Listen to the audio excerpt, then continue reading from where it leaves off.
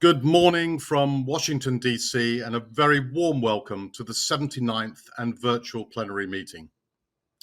Before I hand over to the chair of the Standing Committee, Mr. Anshul Sharma, to officially open the session, may I just highlight three important administrative points.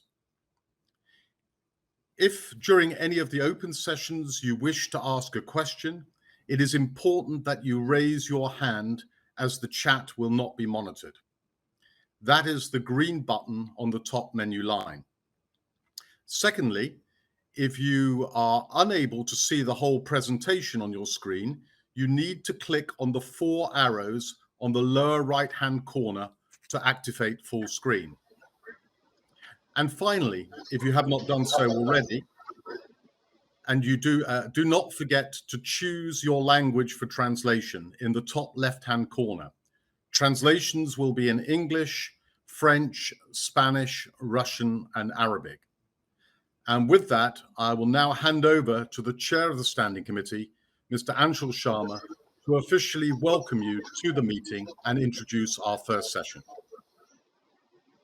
Thank you, Kai. Hello to all distinguished guests. I am Anshul Sharma, chair of the Standing Committee. On behalf of the members and Secretariat of the International Cotton Advisory Committee, I wish to extend a very warm welcome to the attendees of the 79th Plenary meeting of ICAC, which is being held with the theme, Fortifying the Cotton Supply Chain, New Approaches to New Challenges. I now move to the first point of business for the day, which is the approval of the agenda for the 79th Plenary. So it looks like we are all set for the first day of plenary. Kai? We have one delegate from Pakistan who wishes to raise a point on that issue. Can we give the floor to Pakistan?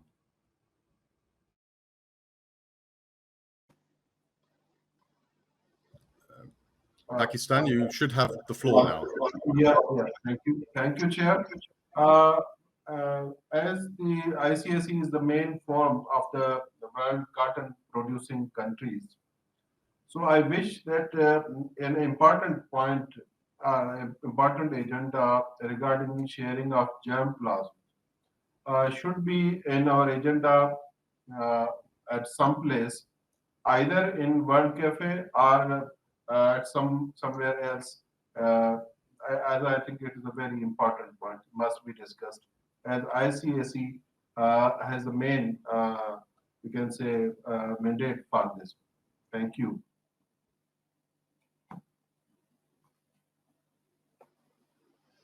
Kai? With your permission, Chair, I'll just try to answer that. So we will not be able to have a session on germplasm during this session because the sessions have already been decided, but we will make sure that we look at how we can introduce that at our next plenary meeting as a request from the Pakistan delegation.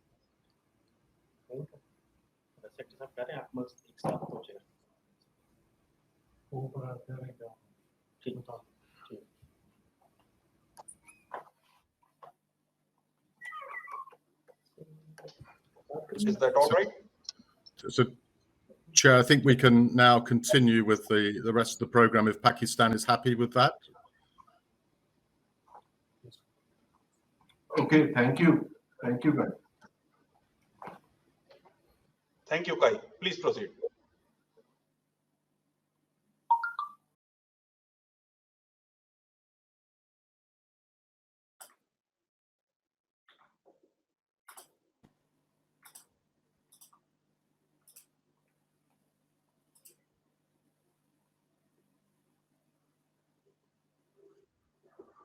I see God in every thread that I draw on the spinning wheel. The spinning wheel represents the hope of the masses. So said Mohandas Karamchand Gandhi. For Mahatma Gandhi, cotton and associated grassroots industries were the source of biggest strength and hope for the populace.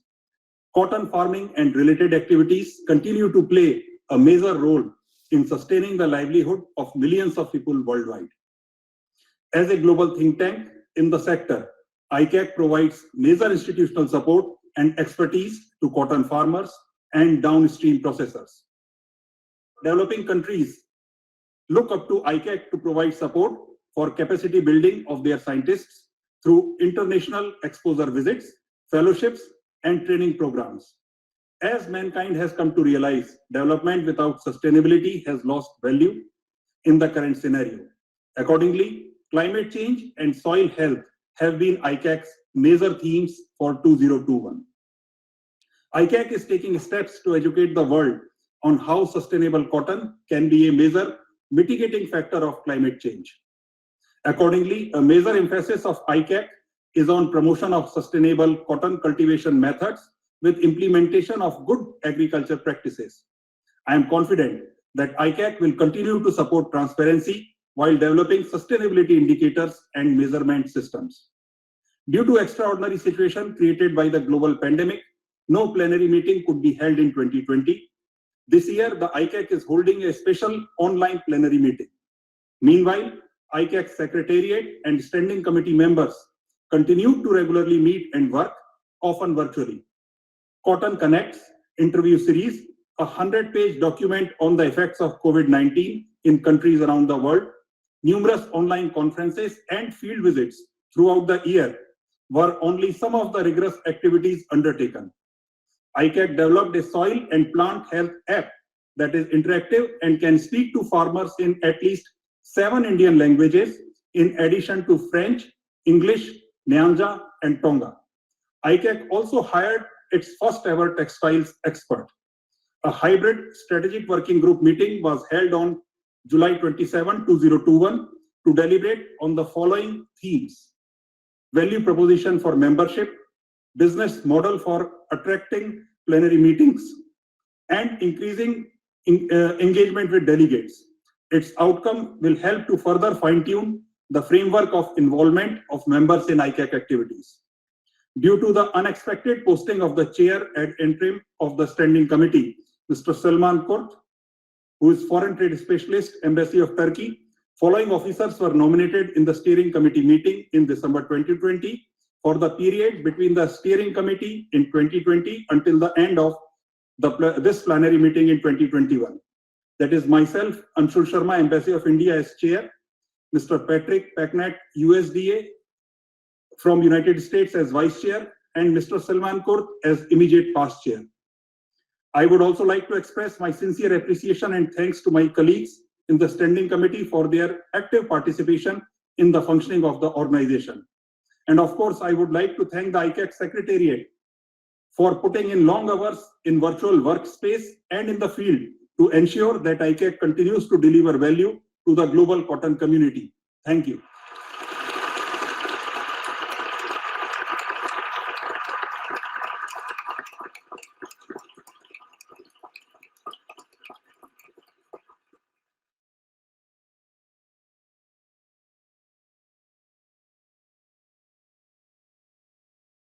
I now call on Mr. Kai Hughes, Executive Director, for his address.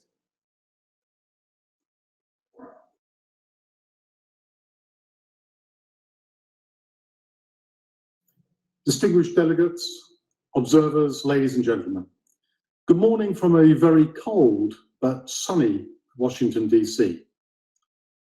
It feels very strange to be addressing you in front of a camera instead of our normal setting from a large conference room in one of our member countries. Who could have thought that since our last plenary meeting in Brisbane, Australia, in December 2019, the world could have changed so much? It has been more than a century since the world was in the grips of the last pandemic, the 1918 pandemic, commonly but inaccurately referred to as the Spanish flu. Pandemics have ravaged human civilizations throughout history. But in each case, global health crises have also sparked progress in culture and society, changing lives for the better. Water and sanitation systems improved. There were innovations to limit the spread of disease, as well as innovations in treatments and vaccines.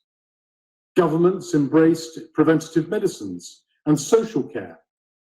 The focus was on the occupational and social conditions that promoted illness, not only to cure, but to suggest ways to prevent it. In short, pandemics led to huge global change, and we need to be prepared for the changes to come. So whilst the world ground to a halt and hunkered down, we at the ICAC saw this as an opportunity to raise our profile and extend our influence. But before we could do that, we needed to look inwardly at ourselves. We reviewed our everyday practices, from the way we communicated, the way we worked, and the way we collected data and information to inform decision makers around the world. You have heard from the chair about the work we have been conducting to develop an interactive soil and plant health app, which can speak to a farmer in his or her own language or dialect, and the virtual reality training modules designed to teach farmers on best practices in growing cotton and to identify pests and diseases. I'm very pleased to announce that the filming on those two virtual reality modules was completed last month, and those modules will be available for use by our members from February 2022. As a result of these projects, the ICAC now holds the largest repository in the world of high-resolution, verified pictures of insects, diseases, and abiotic stresses that affect cotton. Plus, we have 2D and virtual reality videos on cotton production that we will be making into short films and which will be available on the Learning Corner on the ICAC's website. But these are only two of a number of projects that the ICAC has developed and is currently working on. Others include projects in Chad and Côte d'Ivoire, working with Olam International, in Zambia, working with ITC, in Cameroon and Burkina Faso with GIZ, and collaborations in India with our numerous partners there. These projects involve training farmers in best practices, not only in conventional cotton, but also organic, and form the basis of our flagship project, 4 Simple Steps to Sustainability, where we guarantee to double the yields for small farm holders in Africa and Asia in 3 to 5 years. All of this was achieved despite COVID-19 by training farmers and extension workers virtually in group video conferences held by the ICAC's chief scientist, Dr. Keshav Kranthi, and our project consultant, Dr. Sanya Kranthi, with translations conducted by our business development manager, Caroline Tacker. And it is worthwhile reiterating that the 4 Simple Steps to Sustainability project has the potential to increase production in sub-Saharan Africa by a further 2 million tons, worth an additional $3.8 billion in additional revenue. These projects are critically important, not only to the small farm holders who benefit from the training given, but also to the ICAC, which benefits in terms of additional revenue. An incredible $2.6 million in funding from these projects has been raised over the last couple of years. But perhaps a more important benefit to these projects is that it has given the ICAC the platform to show the world that it can apply its immense technical knowledge on cotton practically on the ground to millions of small farm holders in Africa and Asia who will see increased yields and better quality and more sustainable cotton. I'm very proud to say that we have led the way in developing projects for Africa and Asia that can have an immediate impact on small farm holders, especially for ICAC member countries.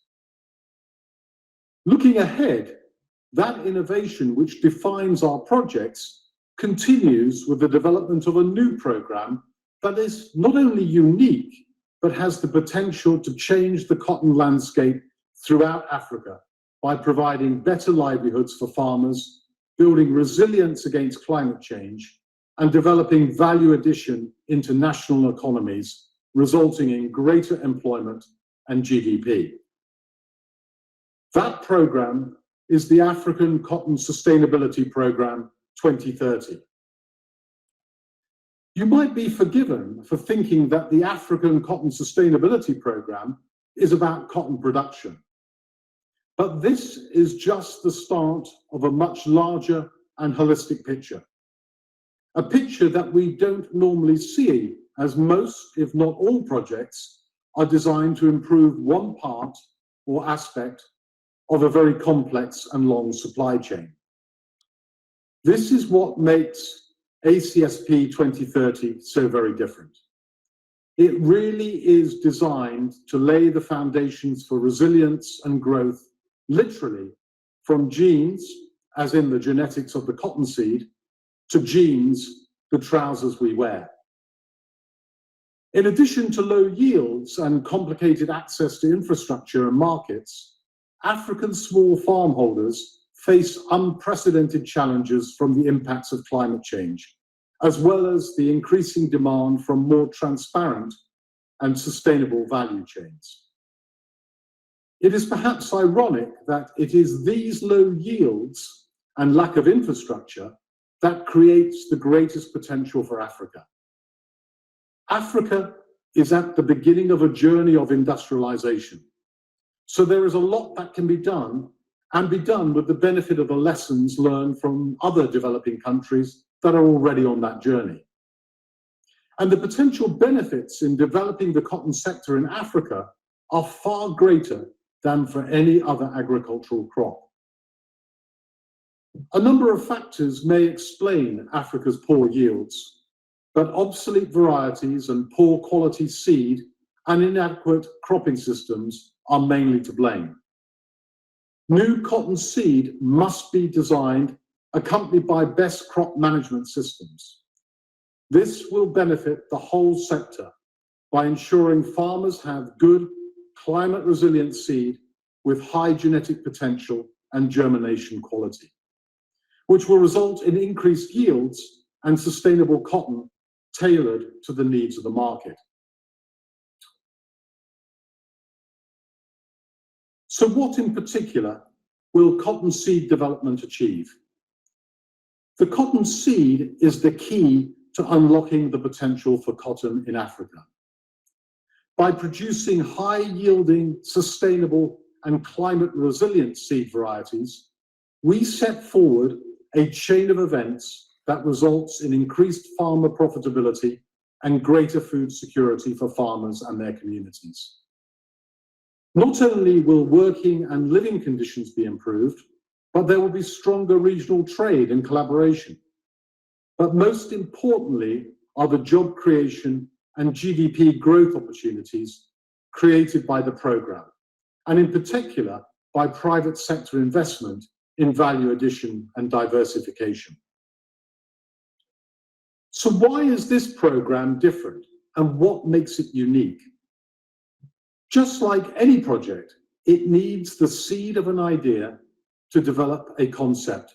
And it is perhaps apt, and at the same time even ironic, that the key to Africa's success lies in a cotton seed, perhaps the one area where we have not put any real attention to in the past. Why unique? Because it brings together three major organizations, all pooling their different skill sets: the ICAC, CIRAD, and the African Cotton Foundation, as well as our other key partners such as ITC, the Organic Cotton Accelerator, the African Cotton Association, and APROCA. It actively involves the private sector and will encourage private sector investment in the value chain. And it is Pan-African, which means that every cotton producing country that signs up to this programme has the potential to benefit, as well as those countries that wish to become cotton producing countries. The programme is already attracting a great deal of support from governments and the private sector. And not only will it provide the foundation for a robust and resilient value chain, but also, and most importantly, it will provide the building blocks for increased profitability, job creation, and industrial growth. So what is this value addition worth? And how many jobs does it create? Working on the accepted figure that for each ton of cotton produced, employment is created for 4 persons in the cotton and textile value chain. This means that by increasing production to the world average of 780 kilograms per hectare of lint, this would create an additional 6 million jobs in West Africa if the cotton was able to be consumed internally.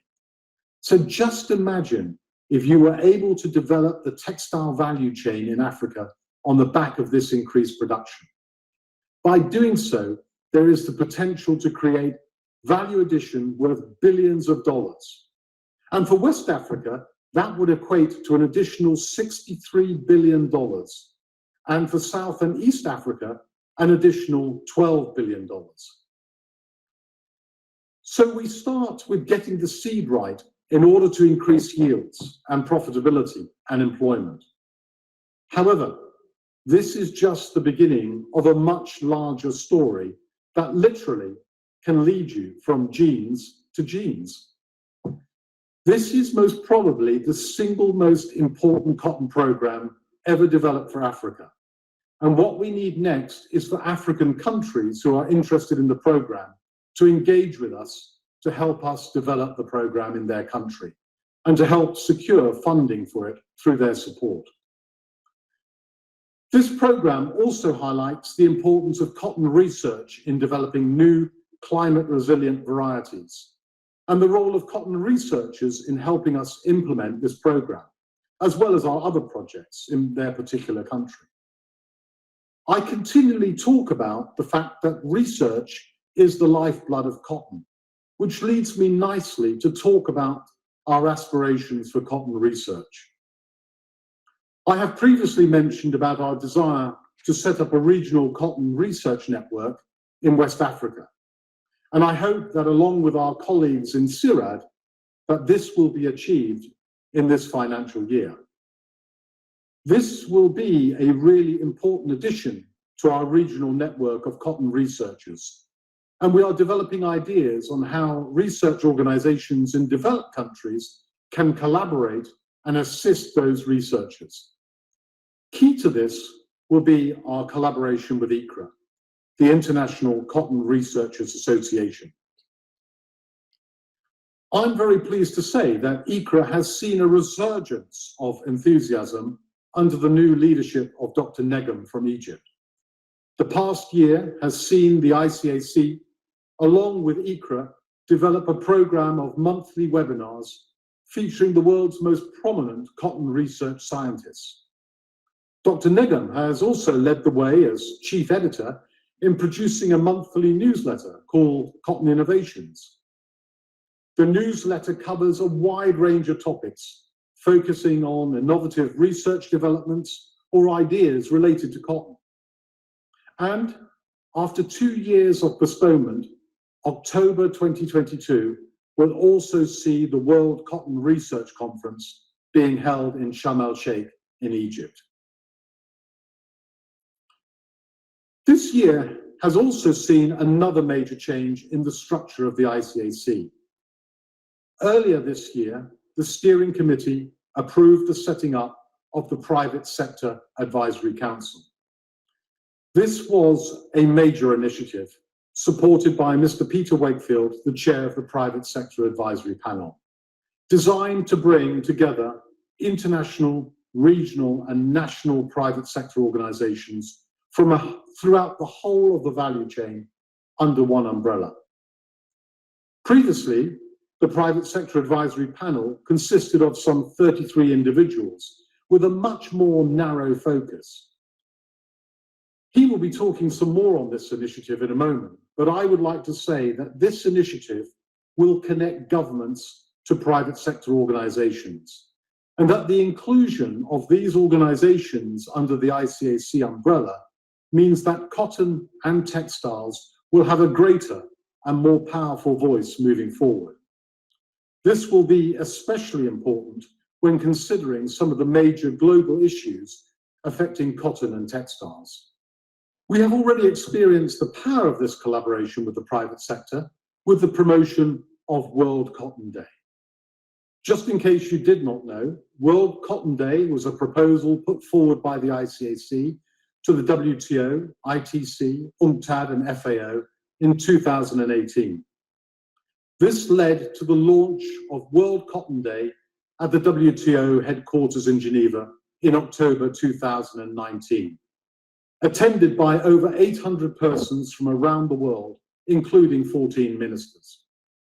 And this year, I'm delighted to inform you that a resolution put forward by the C4 countries to the United Nations to adopt World Cotton Day on the official UN permanent calendar was accepted. So every year, on the 7th of October, we will celebrate World Cotton Day. But this is more than a chance to just celebrate cotton. It is also an opportunity to shine a spotlight on cotton, to shout about cotton, and to promote all that is good about cotton, thus increasing demand for cotton. The PSAP Promotion Subcommittee, chaired by Mr. Bruce Atherley from Cotton Council International, has led and coordinated promotion efforts across the globe, which saw organizations in at least 60 countries participate in this year's event. And the hashtag World Cotton Day and the hashtag Cotton for Good being viewed by nearly 4 million people and generate more than $340,000 worth of exposure, which is the amount of money we would have had to spend on advertising to get the same coverage. This year, as part of our contribution to World Cotton Day, the ICAC produced 2 videos. The first was about cotton and climate change. Cotton has a number of unique characteristics that make it a valuable ally in the fight against climate change. And the video explains why cotton has a negative cotton footprint, and also what we have to do in the future to protect cotton from climate change so it can keep protecting us. The second is called Why Cotton for Good, which was the theme for World Cotton Day 2021. And this video highlights the benefits of cotton, such as poverty alleviation, keeping plastic pollution out of the environment, women's empowerment, and cotton's negative carbon footprint. It's a tribute to the many wonderful things cotton brings to our lives on a daily basis. Both of these videos are available for your use and can be found on the World Cotton Day website, www.worldcottonday.com. Finally, I would like to thank our committees and their chairs, and in particular, Mr. Peter Wakefield as chair of the Private Sector Advisory Panel, for his work in the creation of the Private Sector Advisory Council. And also Mr. James Johnson, who has been involved in cotton for 22 years and has diligently led the subcommittee on budget for most of that time. He will be retiring from USDA in February 2022. James, or Jim as he is known, is well known to all of you and has been a pillar of support and advice to the Standing Committee, as well as to a succession of ICAC executive directors. We wish him all the best in his retirement from USDA and the ICAC. There is a saying in cotton that once you're in cotton, you only ever leave it in a box. So I'm sure that even in retirement in his new home in Minneapolis, he will continue to keep in contact with the many friends he has made over the years and continue to keep his eye on how we're doing at the ICAC. As for the other committees, work continues in the background, and we're using this opportunity to rejuvenate both the SEEP, the expert panel on the social, environmental, and economic performance of cotton, led by Mr. Alan Williams, and the CSITC, the ICAC task force on the commercial standardization of instrument testing, led by Mr. Andrew MacDonald. My thanks must also go to the chair, Mr. Anshul Sharma, the vice chair, Mr. Patrick Packnet, and the other officers and members of the Standing Committee, who have continued to support the many initiatives and changes to the organization to enable it to become a more effective and financially secure organization fit for the future. These changes will ensure that you as members continue to get more and more value from your membership and are supported by the very best team of cotton professionals. Which leads me nicely to talk about that team of cotton professionals and the recent changes in the staffing structure. I'm delighted to welcome 4 new members to the team over the past year. Following the departure of the ICAC statistician to join USDA, it was decided that this would be an ideal opportunity to upgrade that position and look to the future and how we can best communicate the vast amounts of statistics and technical information we have, as well as upgrading our IT systems. I'm therefore delighted to welcome Mr. Matthew Looney as the ICAC's first cotton data scientist. Matthew joins us from Texas Tech University and is literally in the last stages of his doctorate, which is focused on consumer choice and firm behavior within the beer industry in the United States, and specifically how the ethnic composition of a market influences beer consumption and brand choice, a subject I know which is very important to many cotton people in particular. You will also recall that one key performance indicator in the strategic plan was to create a value proposition for ICAC consuming members and potential members by recruiting a head of textiles. This was another key appointment which attracted a large number of high-quality candidates. And I'm delighted to welcome Mr. Kamra Usman to the team to fulfill this key role. Usman has a wealth of knowledge and experience about textiles, having started his career in spinning mills and finally in a policy role as Director General Textiles at the Ministry of Commerce in Pakistan. Another newcomer is Mrs. Alex Preston, who joins us as the ICAC accountant.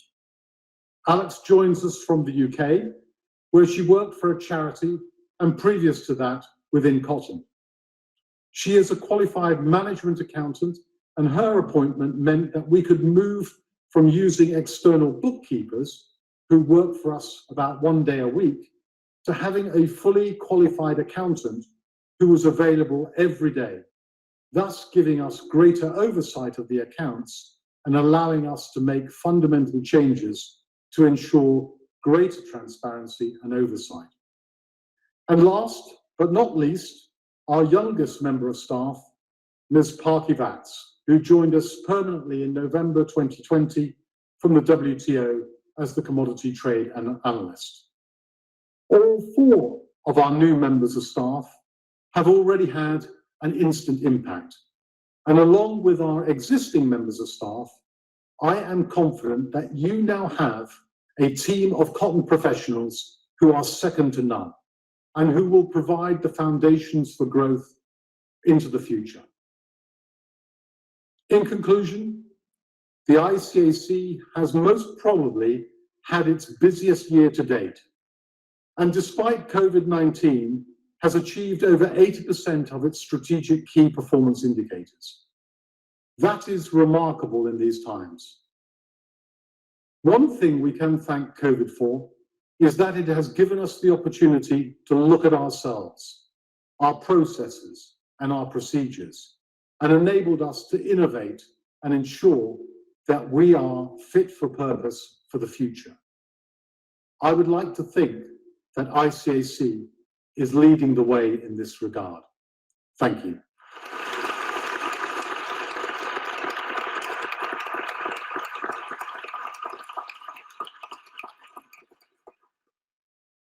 Ladies and gentlemen, it is with great pleasure that the ICAC announces the winner of the ICAC Researcher of the Year Award 2020. The winner is Professor K. Rajarati.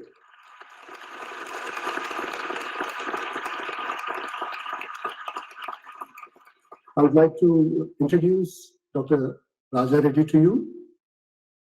Dr. Reddy is a professional environmental plant physiologist at Mississippi State University in the United States of America. He has more than 30 years of working experience in crop stress physiology, including climate change. Professor Reddy is world renowned for his brilliant contribution on how cotton responds to climate change. He is a fellow of the Crop Science Society of America and the American Society of America. Dr. Reddy trained over 45 scientists and postdoctoral fellows and 30 students over all these years. Besides, he published over 300 journal papers and book chapters and won several national and international awards. Dr. K. Rajarati, please. Thank you.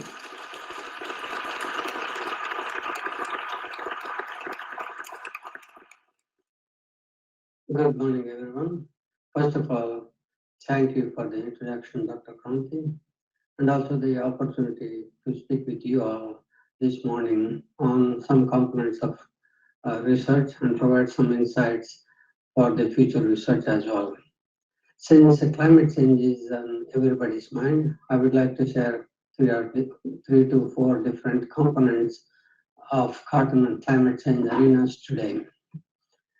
So if you look at cotton, it's since I worked with several other crops, it is one of my favorite crops because it responds to the environment, it responds to the management very nicely because of its it's very plastic in its growth habit, because of its indeterminate growth habit. If you look at the left side of that picture, it has about 250 grams of seed cotton, huge potential.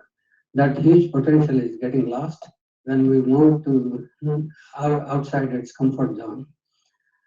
Cotton is grown over 70 different countries and under a wide range of environmental management and soil conditions. And if you look at any given location, the abiotic stress factors, here I'm showing one component of that one is the temperatures on 2 different years compared to the average conditions at Mississippi State. The blue and red line shows the difference compared to the black line, which is an average condition at this location.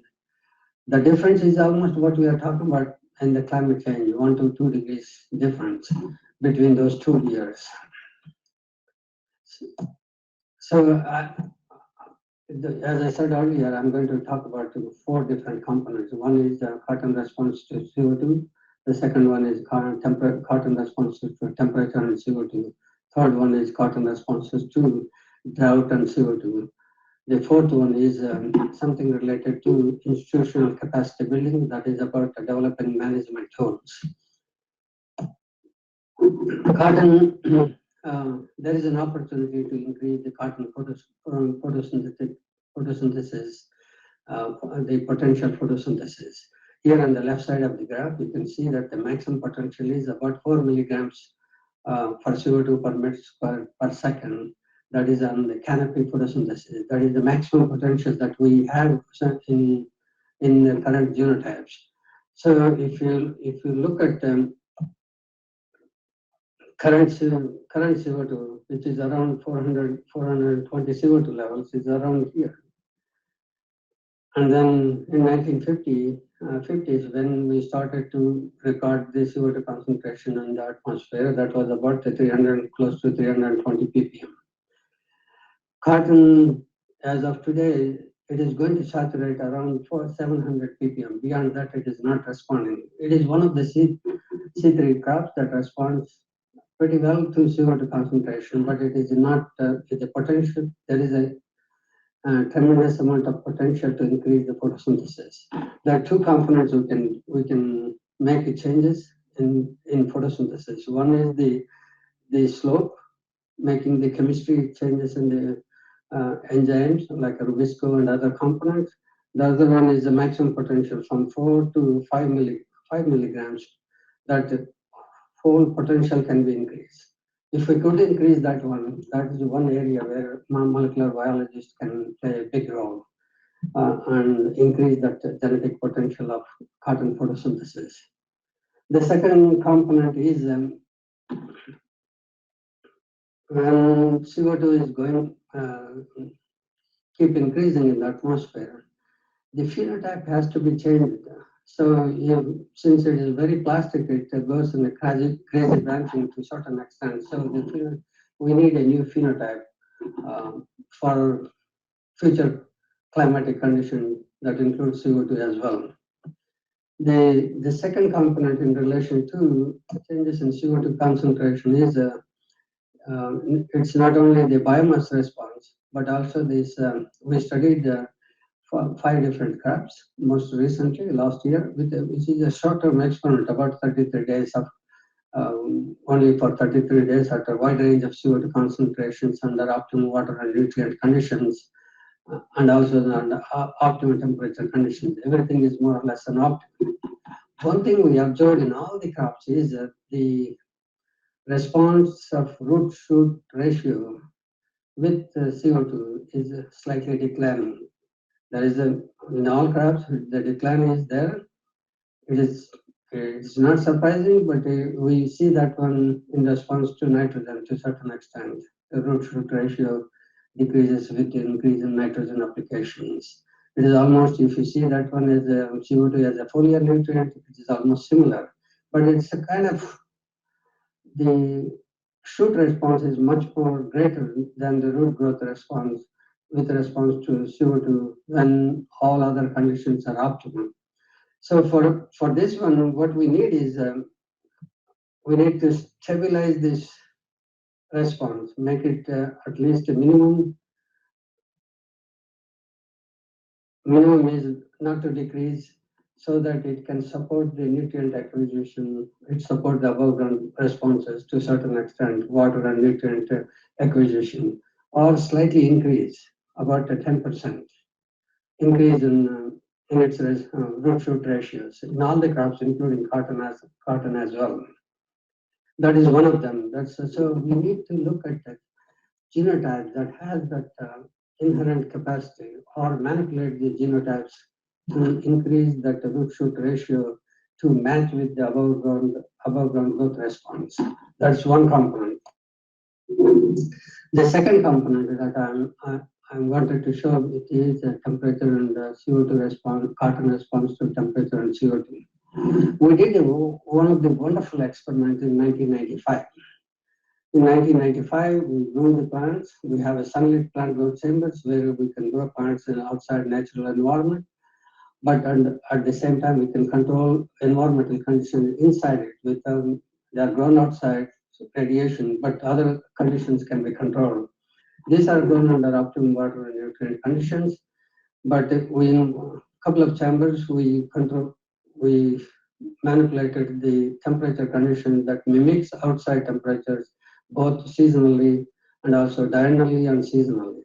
That is what this temperature is, 1995 ambient condition.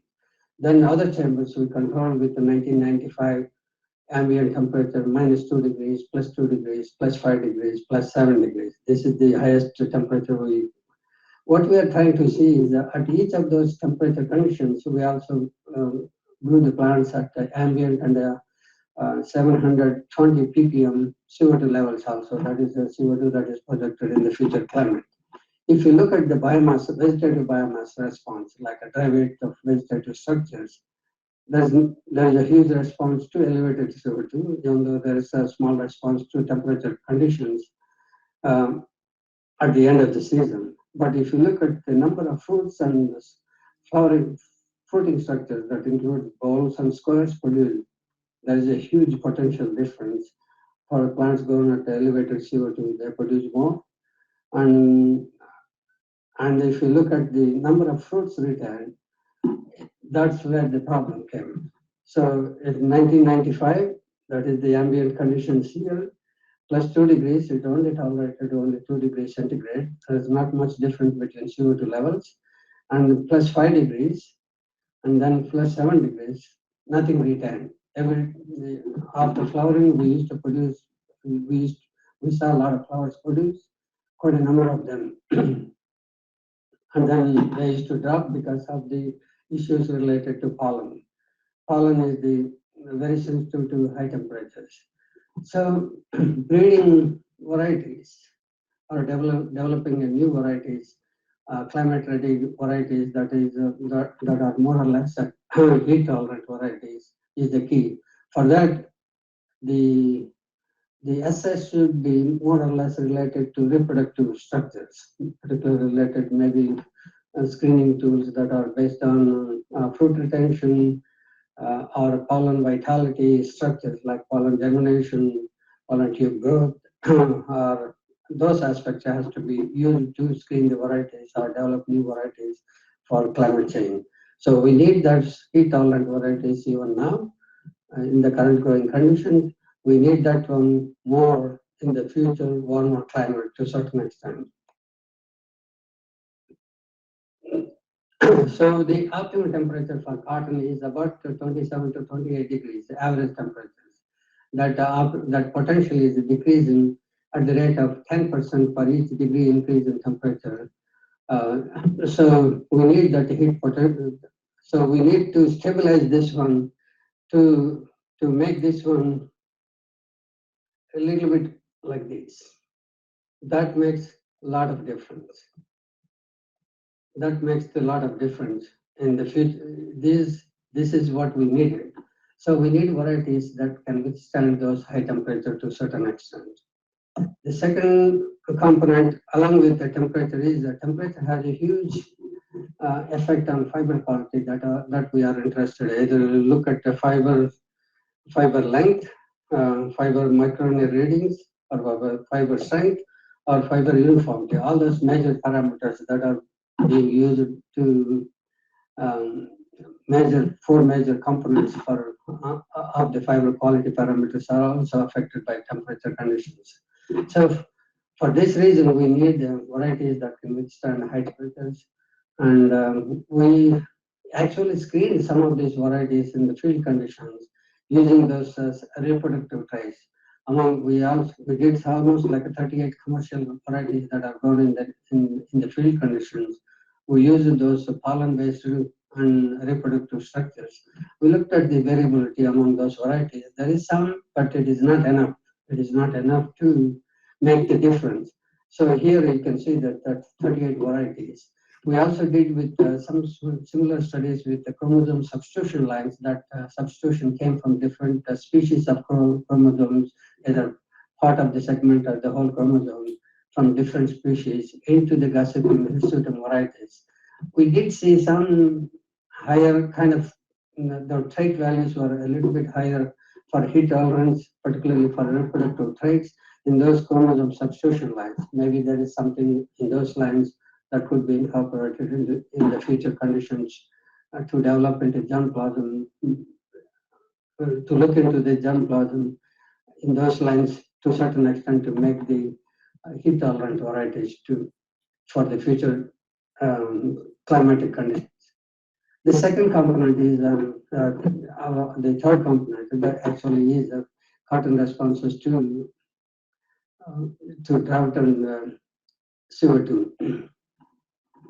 As we all know, that the drought is a multigenic trait.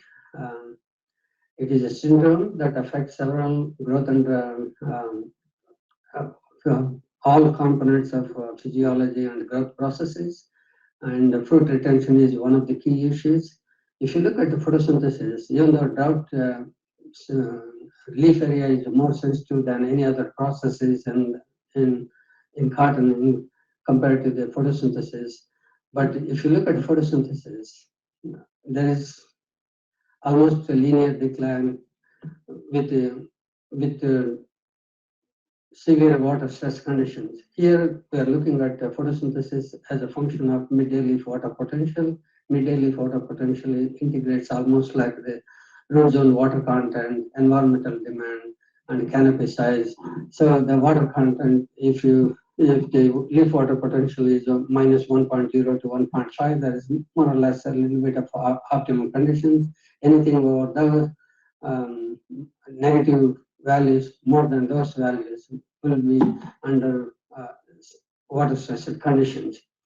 So if you look at that one, both of them, both in the current condition and future conditions, the decline is almost linear. So increasing that as I said in the first slide, increasing the potential will benefit at a wide range of environmental conditions, so that potential can be increased to certain extent. So that changing the biochemistry of photosynthesis is one of the keys for this one to certain extent. Drought also has almost similar to temperature. It also affects all the fiber quality parameters. Here we are looking at fiber length, fiber strength, fiber micronear, and fiber uniformity.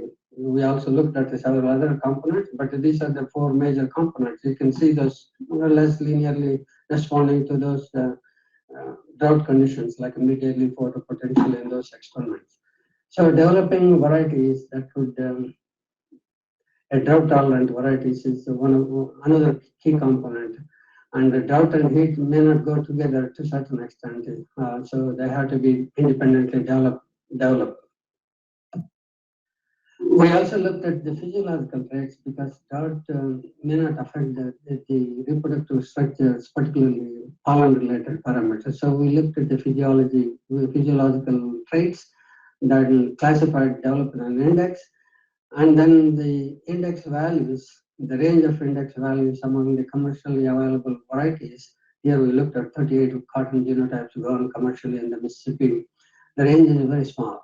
So we urgently needed more drought-tolerant varieties that will benefit all these 70 cotton-growing areas, 70 countries, cotton-growing areas, because drought is there. Even if we irrigate it, some days you may not provide enough irrigation to make it in the optimum conditions. And also we did similar studies with chromosome substitution lines. Those trait values are a little bit higher. Maybe there is an opportunity to look into those to develop into drought-tolerant varieties, the chromosome substitution lines coming from different species of cotton, integrated introgressed into the upland varieties. The last component that I wanted to talk about is developing tools.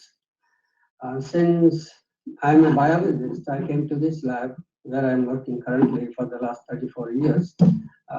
We used to have a crop simulation model that provided me the opportunity to understand the whole plant physiology to a certain extent.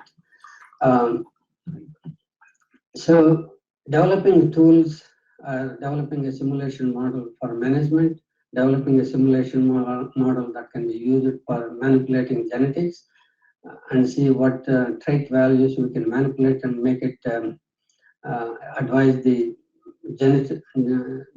genetics people or molecular biology people to make changes, and also make models that can assist the policy decision makers to make the right kind of decisions for resource management. So these tools require what we call it as a multi-institutional, multidisciplinary, maybe multi-countries to a certain extent. Maybe here ICAC may play a big role in developing a center for excellence for modeling. We probably may not need that many for other areas of research, where individual can excel and do that one. But modeling component requires multidisciplinary approach. Even the expertise from other countries could be utilized. So developing a center for excellence for cotton modeling, one of these key that ICAC can play in the coming years. That will benefit a lot of areas. It can be integrated into molecular biology, genetics into that modeling component, and it can be incorporated into other geospatial data sets, and also it could be so that the models could be useful not only for management but also for policy decisions. And thank you for the opportunity to speak with you on a few components of my research and share my vision for the future research. And thank you again, ICAC, for the opportunity. I will be happy to answer any questions that you may have. Ladies and gentlemen, we are delighted to announce two joint winners of the ICAC Researcher of the Year Award for 2021. The two winners are Professor Jonathan Wendell and Professor Bruce Patashnik.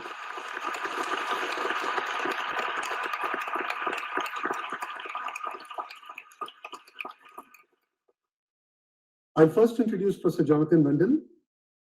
Professor Wendell is the world's leading scientist in comparative evolutionary genomics of cotton. His research has helped shape our understanding of the myriad genomic consequences of allopolyploidy, where two diverged diploid genomes become reunited in a common nucleus. His laboratory has illuminated the evolutionary process of intergenomic gene conversion, homolog expression bias, duplicate gene co-regulation, and expression dominance, bias fractionation, and evolutionary trajectories of duplicated networks. His 300+ research papers have received an outstanding 42,200 citations at an amazing H&X of 101. Professor Wendell received several prestigious awards, including Master Teacher in 2005, Distinguished Professor in 2012 for National Research Prominence, and Outstanding Achievement in Departmental Leadership in 2009. His work has garnered national recognition as evidenced by his election as the AAAS Fellow in 2010, Distinguished Fellow of the Botanical Society of America in 2015, and Distinguished Scholar, Crop Science Society of America in 2015, amongst other awards. Professor Jonathan Wendell, please.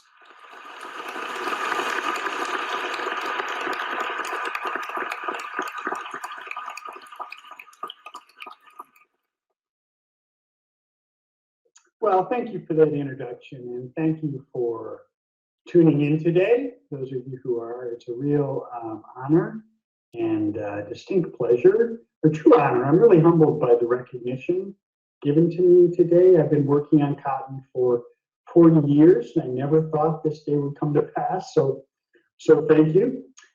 Today's talk is a condensed version of a full version I gave earlier this year, which you can find on the ICAC YouTube channel. I'd like to introduce the genus Gascidium, not the crop, which you all know, but the genus Gascidium, the botanical genus Gascidium, and talk about what it is and why we know what we know about it and its extraordinary evolutionary history. It really is quite the most remarkable evolutionary history. I'm a plant evolutionary biologist by training, and that's my interest and enthusiasm, and it has been in Gascidium for almost 40 years. Today's talk is also a plea.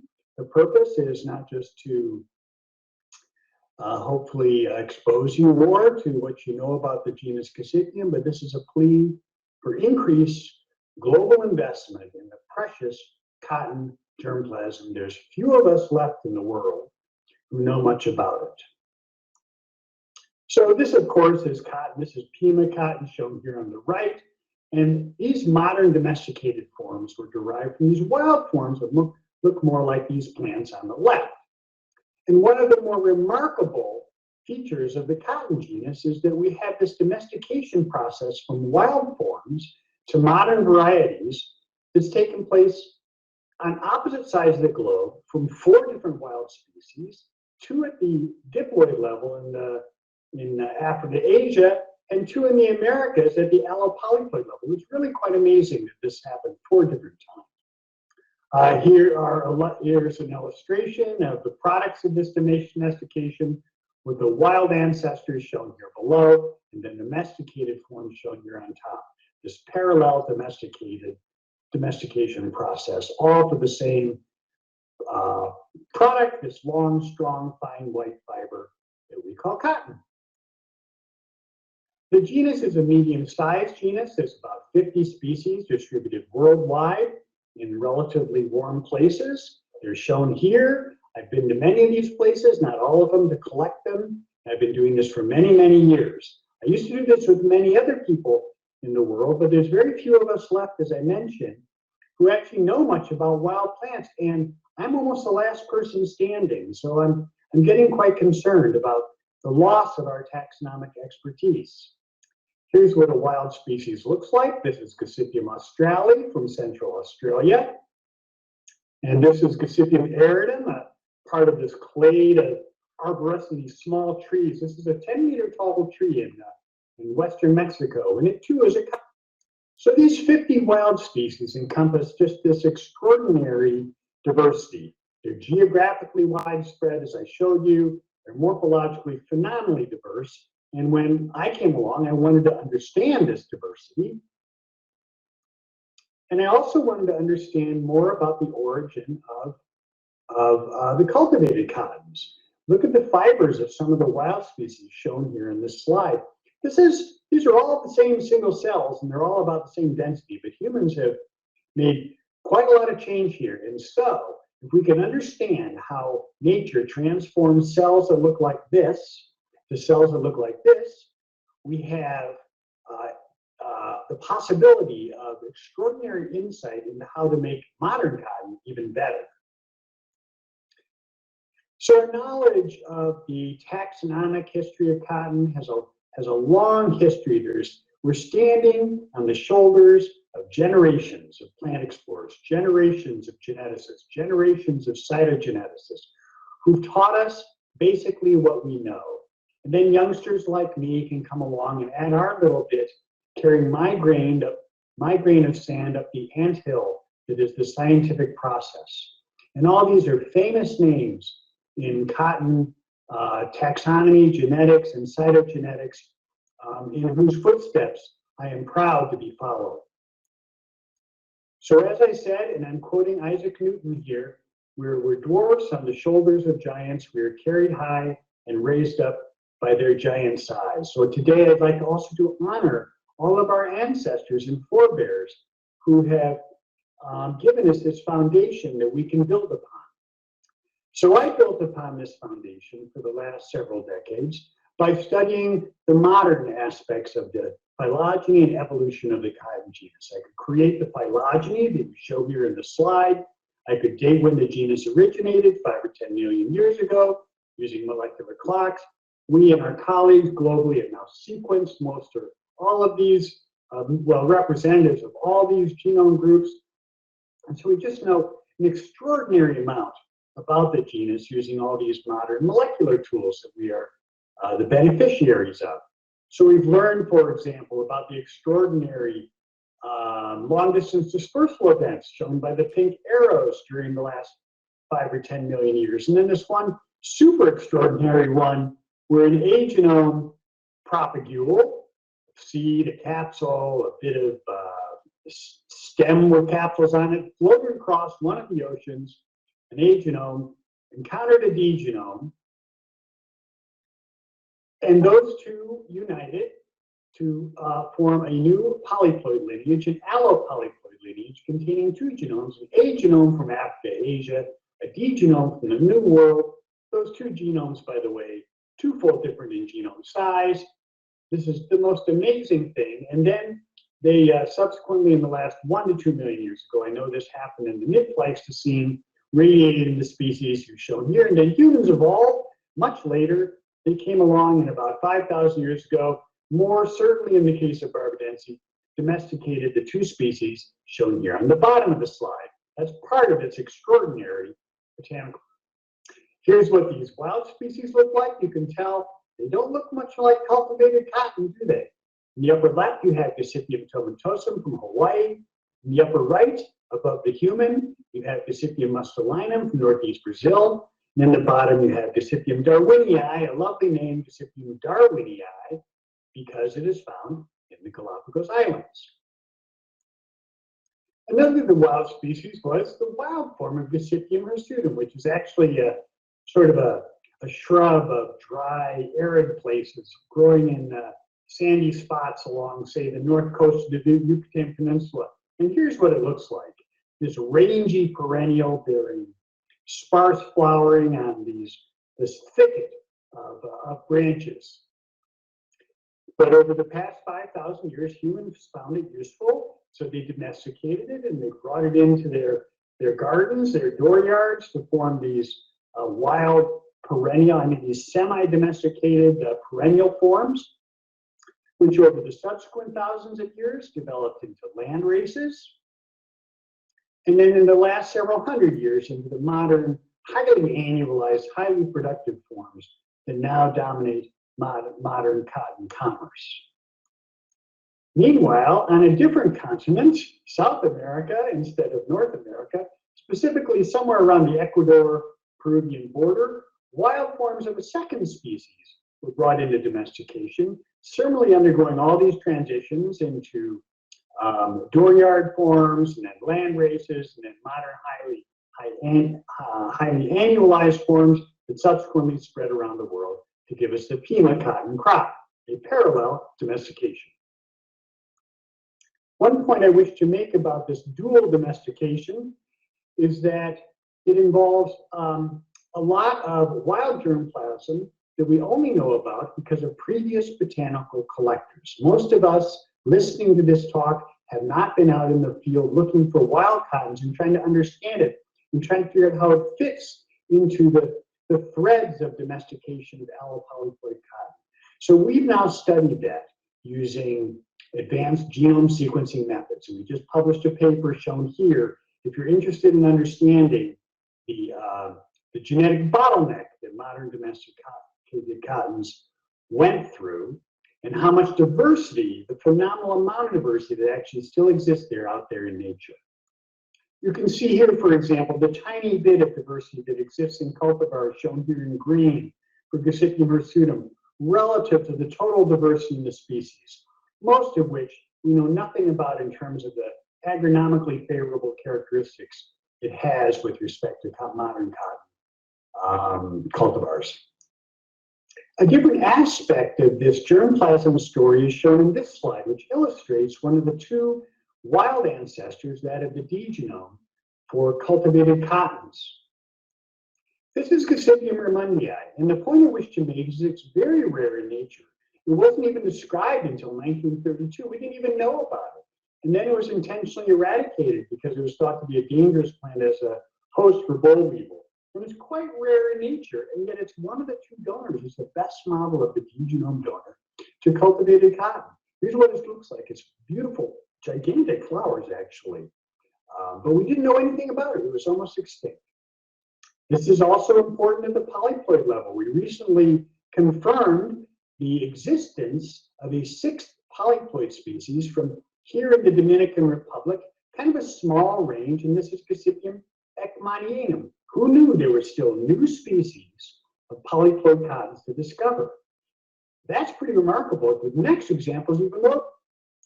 Let's all go on a trip, shall we, to the middle of the Pacific Ocean, in the middle of nowhere, about as far from any landmass as we can possibly get. And this is where we ended up. We ended up on the Wake Atoll, which has 1, 2, 3 little islands. The total distance here is less than 5 kilometers. You're surrounded by thousands of kilometers of oceans. And yet out here on this island, on this far-flung island in the middle of the Pacific, there's a wild species of cotton. So it's a long story. We just published it, but you can read it. If you're interested, it's called Gascidium stevensii, a commemorative name. I named it after the great Stanley G. Stevens. Published in Systematic Botany in 2017, if you wish. Here's what its capsules look like, and its seeds with this little short, tightly adherent fiber. So that's my message here. We are the beneficiaries of generations of taxonomists, cytogeneticists, plant collectors, and I'm here to honor them today. They've taught us most of what we know. They've given us enough sufficient knowledge, and we now recognize that there is a genus Gascidium, that it contains more than 50 species. That I came along with my lab and all my collaborators, we learned that over the last 5 to 10 million years, the genus has achieved a global distribution. It has a remarkable history of long-distance oceanic travel and of polyploid. And I stress the importance of biodiversity, which has been sort of my life's work, of germplasm banks and how thin that enterprise is. So much remains to be learned, and again, this is kind of a plea for protection of plant genomic resources. So with that, I'm sure that I have probably exceeded my time. I'd like I've got a lot of thanks to give. All of my former students, postdocs, colleagues, visiting scientists over the last 40 years. As you can imagine, there's too many here to mention. The funding agencies, I couldn't have done any of this without money. Germplasm protection takes money. I'd like to thank the ICAC for honoring me again with this award, the selection committee. Thank you very much. And I'd like to thank all of you for your attention. Ladies and gentlemen, I'd now like to introduce Professor Bruce Tabachnik to you, the winner of the ICAC Researcher of the Year Award 2021. Professor Tabachnik is one of the most influential scientists of our times in entomology and biological sciences. He led the Department of Entomology at University of Arizona for 24 years. Tabachnik's research has provided fundamental knowledge about insects for enhancing agriculture sustainability and reducing the use of harmful insecticides. His research team studies the evolution and management of insect resistance to insecticides and transgenic plants. His current work focuses on evolution of resistance to insecticidal proteins from the bacterium Bacillus Thuringiensis, which is commonly known as BT. The Web of Science, Clarivate Analytics recognized his work as highly cited in 2018 and 2019. Professor Tabachnik is Fellow of the Royal Society of Entomology. He is the recipient of several awards, which include the Nan Yao Su Award for Innovation and Creativity in Entomology, Entomological Society of America, Koffler Prize in Research, Scholarship, Creativity. It's from University of Arizona. He recently won the Plant Insect Ecosystems Lifetime Achievement Award in Entomology from the Entomology Society of America. Professor Bruce Tabachnik, please.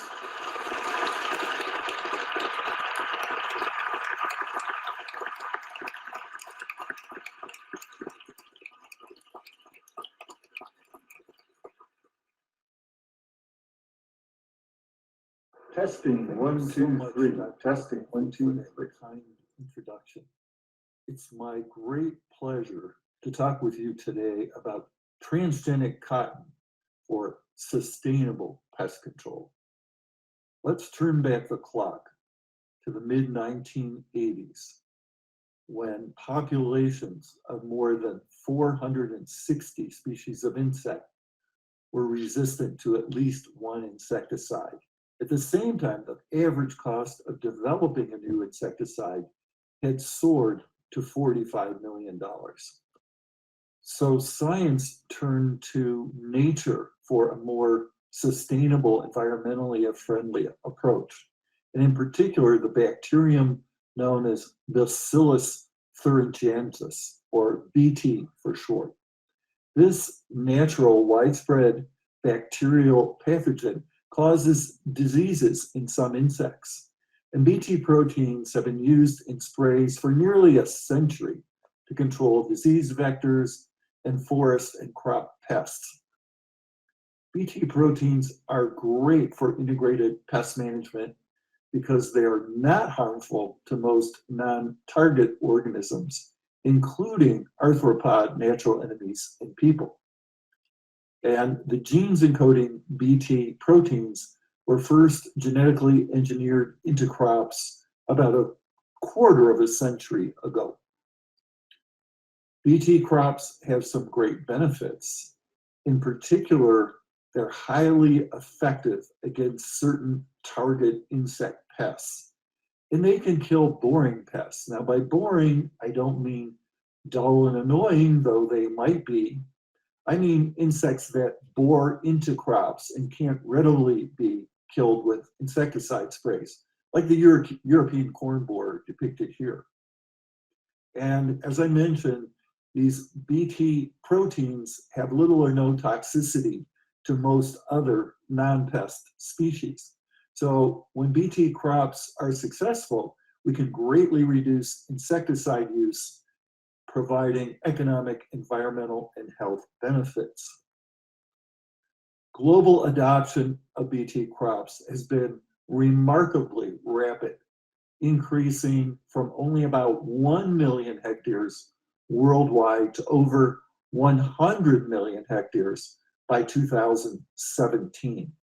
And this includes about 94% of the cotton, that is 12 million hectares of BT cotton, were grown in India in 2019. Right about the time BT crops were first commercialized, some leading experts predicted from modeling that we could see pest resistance to BT crops in as few as 3 years under the worst case scenario.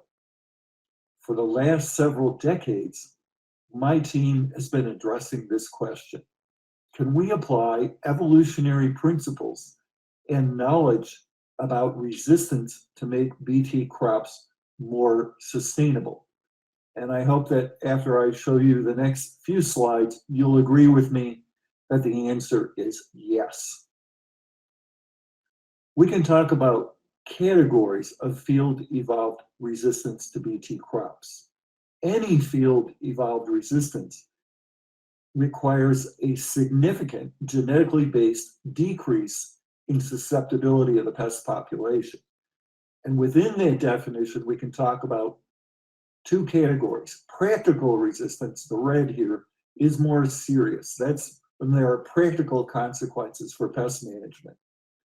And the criteria are that more than 50% of the individuals in a population are resistant, and there is reduced efficacy that's been reported from the field. A less serious category is early warning, the yellow. There's still a significant genetically based decrease in susceptibility, but the other two criteria for practical resistance are not met. And finally, when there's no significant decrease in susceptibility, we'll call it susceptible, represented with green.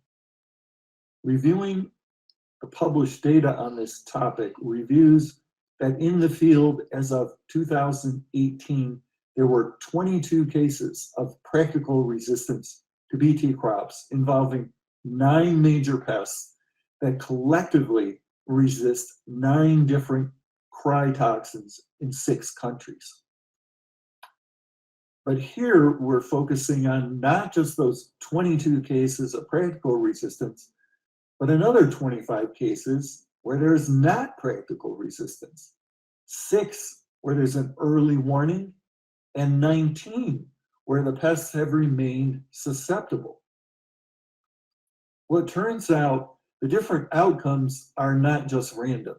In fact, the field outcomes confirm predictions from the relevant theory that resistance evolves slower with recessive inheritance of resistance to BT crops. In other words, the high dose standard is met, and when there are abundant refuges for the pests of non-BT host plants that allow susceptible insects to survive. One of the most compelling comparisons involves the strikingly different outcomes for pink bollworm resistance to BT cotton in the world's top 3 cotton-producing countries. In India, refuges of non-BT cotton were scarce. In this pest evolved resistance after just 6 years to Cry1AC, the first BT toxin used in BT cotton, and then in less than 10 years to both Cry1AC and Cry2AB. In the United States, we've had a very positive outcome with this pest. No resistance after more than 25 years. And in the US, growers first planted refuges, and then they shifted their strategy and eradicated this invasive pest with a combination of BT cotton and sterile moth releases. China, the outcome is intermediate. Resistance first rose when refuges were scarce, but then it dropped after planting F2 hybrids between BT and non-BT cotton, increased the refuges to 25% of all cotton. Here's how the sterile insect technique worked when combined with BT cotton. Steriles were released by the billions over all the cotton fields in the state of Arizona. so that when the rare resistant insects, the RR, the homozygous resistant insects, emerged from BT cotton fields, they were most likely to mate with sterile moths, yielding no fertile progeny.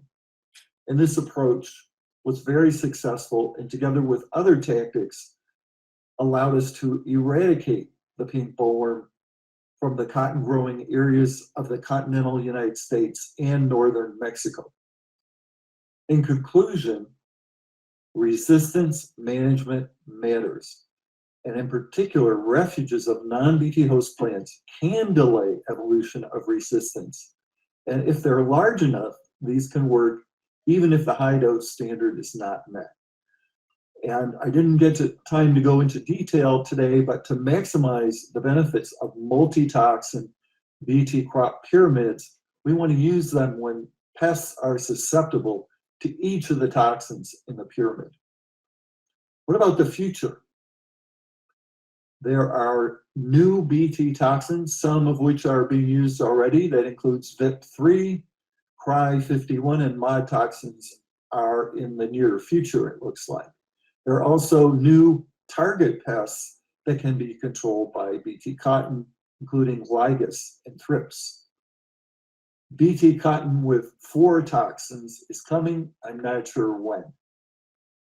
We're going to see more crops genetically engineered to produce BT proteins, including eggplant and rice, I think.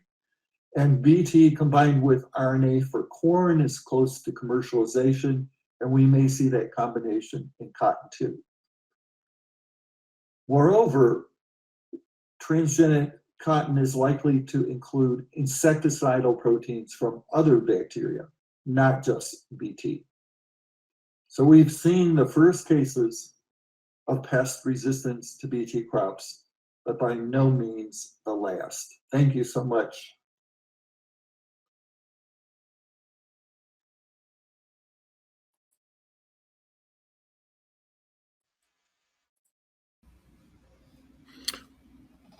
Well, thank you to Doctors Reddy and Tabashnik and Dr. Jonathan Wendell for their presentations. And I would personally like to congratulate them as winners of the ICAC Researcher of the Year in 2020 and 2021. I know that there have been some questions in the chat, and Doctors Kranthi and Tabashnik and Reddy have been answering those questions.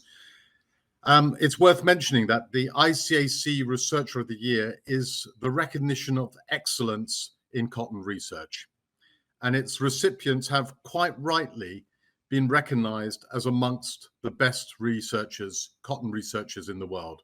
So from ICAC, a very big congratulations from us.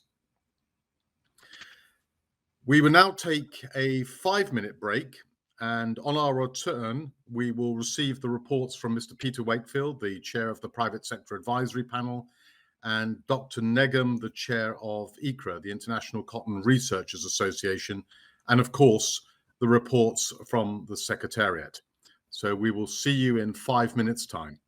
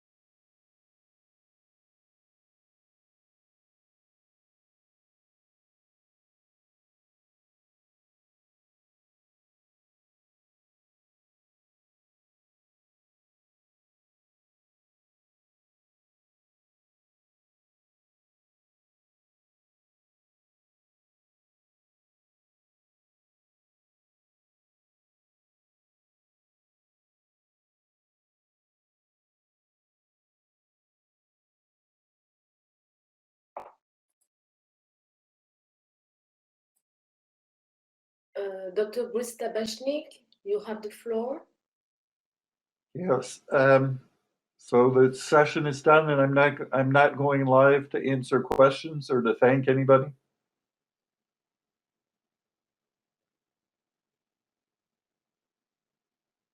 Now, so if you want to thank everybody, you can do that. And we have Mr. Cayuse, who can actually ask forward you any questions that we might have. So, Bruce, the questions were actually in the chat and not on the session. So we have to just point out that people need to go onto the open session to ask the question. So if there are any other questions that come in, we'll forward them to you. But I think there were no hands up for the for people wanting the floor. I'm really confused. I was told that I would be going live at the meeting. Yeah. I'm just seeing, okay. So if I'm finished, I need to know that. I can't see any questions in the chat, by the way. Then I think it's safe to say that you're finished. Okay. Dr. Kranthes just wanted to come on, Caroline. Maybe let him have a word.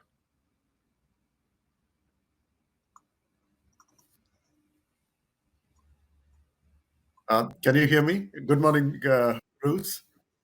It is great to see you again, and thanks for that brilliant presentation. I enjoyed a lot. Thank you. There were actually a couple of questions in the chat box. I was expecting them to come on live to ask you these, but these questions were they are actually related to the concerns of sap-sucking insects and pink bollworms, which are big issues in Pakistan, India, and other parts of the world. So these questions are related to the possibility of any BT cottons that are likely to be released for the control of sap-sucking insects, and also is WIP3A toxic to the pink bollworm? So these two, I would like your views on these. Thanks. Sure. Yeah, there are some coming with that kill sucking pests, and WIP3, as far as I know, is not effective against pink bollworm. Thank you, Bruce. That's what I thought, because that's what we found in our lab when we tested it. Thank you. Sure. I think these were the main questions, and there were other questions for Dr. Reddy, but I thought we weren't going to have an opportunity to have him to answer that, but he did answer. So. Oh, okay. Thank you, Bruce. Great. Yeah. Thanks a lot. Sure. Thanks a lot for that. Okay, well, I can't do it in front of everyone, but I want to thank you and ICAC for the award. I'm very deeply honored and thrilled. I really appreciate it. We are greatly honored. Yeah. It's a pleasure. And you have actually done it in front of everyone. You're going live to everyone. So. Oh, I didn't know. Okay. So I didn't know. Well, we're live now? We are live now. So. Okay. All right. I would love to have just a minute to say thank you. Let me everyone at ICAC. And I want to thank my amazing colleagues who contributed to my success for decades. And I want to thank my family for supporting me and helping me to achieve this, especially my beautiful wife, Andrea, and my son, Gabe. Thank you. Like Professor Bruce, before you leave, there is this question. I'm not very sure if it was specifically addressed to you, but the question is from Paul Sardia. It is about, is BT cotton suitable under small-scale farming in Africa? And what are the challenges of adopting BT cotton under small-scale farming? That's a great question. I think it is suitable for small-scale farming and could be especially helpful for smallholders in Africa. The challenges, like elsewhere, are delaying pest resistance to make it more sustainable. Thank you, Bruce. Thank you so much. My pleasure. Great, thank you, Bruce. And just in case, welcome back to everyone to the next part of the session.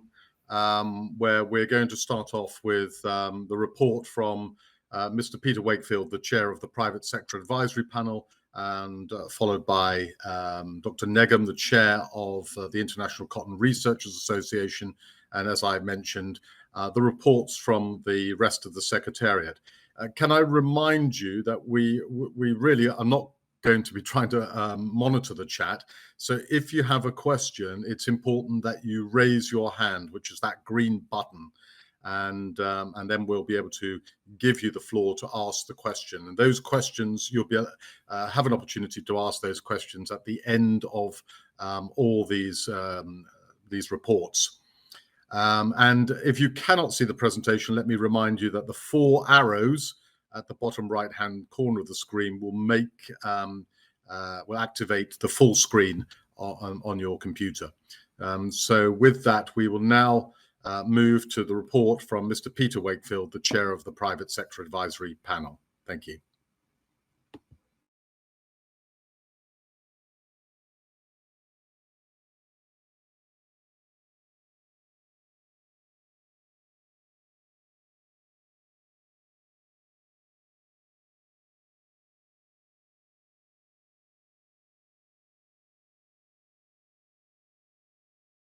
As an observer, and was wondering a little, what's this all about? Here today, I speak to you as a chair of the PSAP and must inform you that we have just concluded the last ever meeting. This is not a sad milestone, but a good one. And that is because earlier this year, the Standing Committee approved the formation of the Private Sector Advisory Council, the PSAC, and in which we are currently finalising the membership so it can replace the PSAP going forward. Because the PSAP will be disbanded, this has not meant that 2021 was a quiet year. In fact, the focus of the PSAP was within 2 working committees: Subcommittee on Cotton Promotion and the Subcommittee on Membership and Structure. On the promotion side, ensuring there was a successful World Cotton Day was the top priority, and it paid off in a big way. In August, the United Nations approved a resolution submitted by the Cotton 4 countries, that is Benin, Burkina Faso, Chad and Mali, and who were joined by Cote d'Ivoire in requesting that October the 7th be reserved for World Cotton Day on its permanent calendar. The other subcommittee on membership and structure spent much of its effort on the plan to reorganise the PSAP into the PSAC, which involved changing from an individual-based membership, some 33 people, to an organisation based on structure and allowing only regional, national and international organisations to be members. Today we have dozens of positive replies from the invitation sent out and have just concluded a series of 3 Zoom meetings with prospective members in order to explain the structure and the aims of the PSAC. As a reminder, I can confirm that the new PSAC will be divided into 4 pillars: producers and ginners, merchants and cotton-related activities, spinners, weavers and machinery manufacturers, and brands and retailers. And this will have representation from all sectors of the cotton industry value chain. The first time any organisation has achieved that. Each pillar will have a chair, and then that chair plus 2 additional members will sit on the executive committee, which will be responsible for coordination of topics between the pillars and bringing agreed upon positions to member governments. Going forward, the PSAC will also bring greater private sector engagement at plenary meetings, which we hope will be mutually beneficial for both member governments and the private sector. With this message that you will be hearing a lot more from the PSAC going forward in 2022 and beyond, I take my leave. Thank you.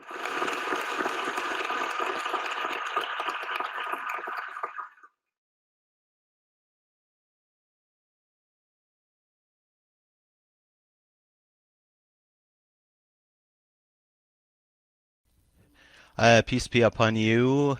Welcome you all at this plenary meeting, and I have the honor to be representing the ICRA today, or the International Cotton Research Association, that was established by initiative by ICAC, and the motive here is to provide a specialized international institute in cotton research, and among the objectives here to work on providing a platform for the international cotton researchers, and we work closely with the ICSA, where we conducted several conferences. The last one was the 8th regular meeting of the Asian Cotton Research and Development Network that took place in September of 2019 in Uzbekistan, in Tashkent. Under the auspices of ICAC and also ICRA, and also our organization provided a medallion to several cotton scientists, and ICRA is eager to encourage the cotton researchers to be engaged among themselves, whether we talk about the developed countries or developing countries. And among the objectives, our objectives in working with ICSA to conduct a cotton research conference every year, and the 7th conference was supposed to take place in Egypt in 2020, yet because of COVID-19 we postponed it, and we hope that it will take place in October of 2022 in Egypt.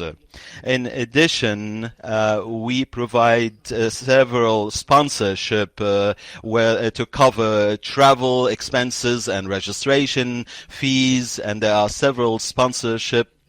Yet we believe that the sponsorships are not enough, and we ask all stakeholders to support the researchers that would like to come and join us from different parts of the world, especially from the developing countries.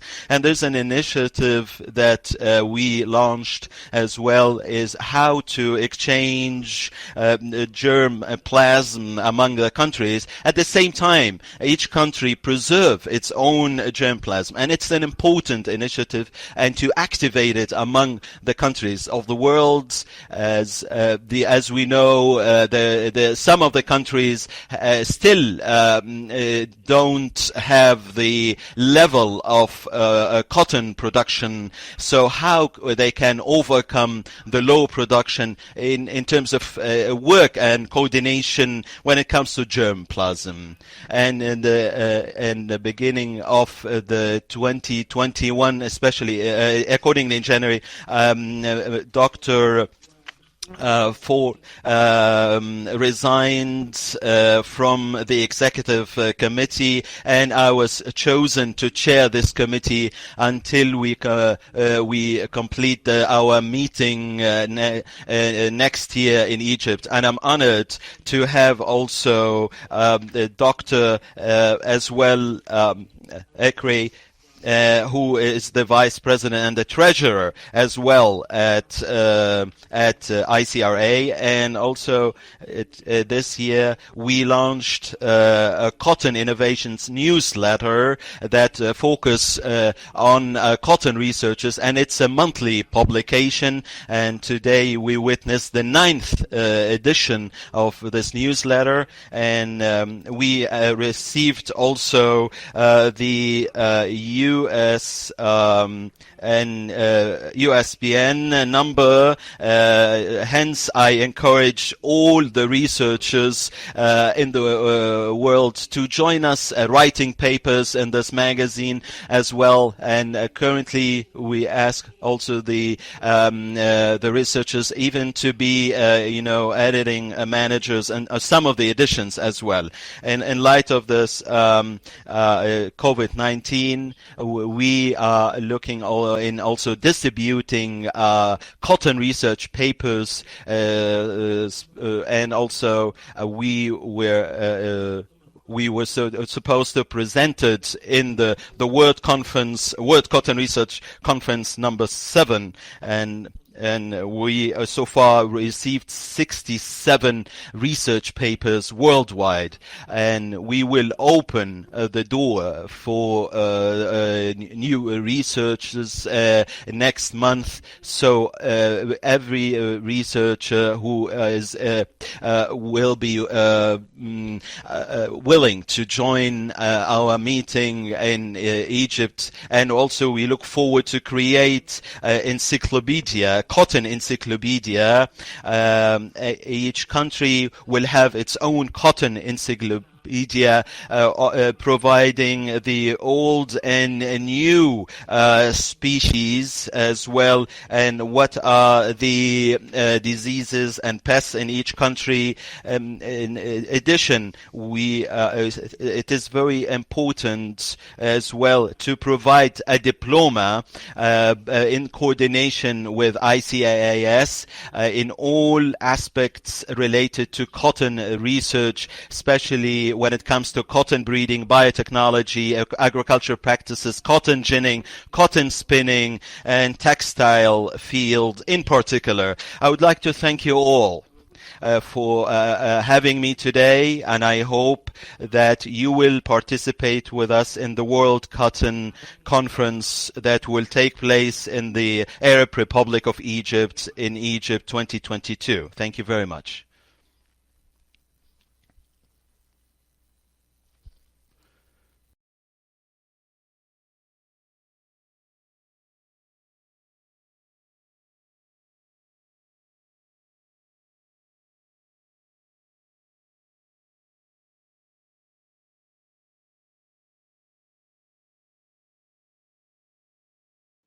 We will now receive the reports of the Secretariat. Dr. Matthew Looney, ICAC data scientist, who will present on World Cotton Market Outlook.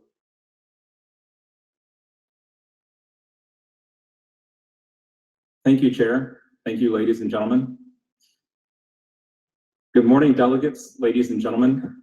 I am pleased to now present the Secretariat's 2021-2022 outlook for the cotton market with a look at production, consumption, stock levels, and prices, highlighting our current expectation for consumption to slightly outpace production and a global stock level readjustment. We will start by looking at cotton prices for the last 2 seasons. The international reference price of cotton, as measured by the Cotlook A index, has risen dramatically during the 2020-2021 season and continues its rise into the 2021-2022 season. We did, however, see a 22% decrease in price of cotton during the start of the COVID-19 pandemic. On December 31st, 2019, the World Health Organization was alerted to a flu-like virus outbreak in the Wuhan province of China. On January 29, 2020, the White House Coronavirus Task Force was formed.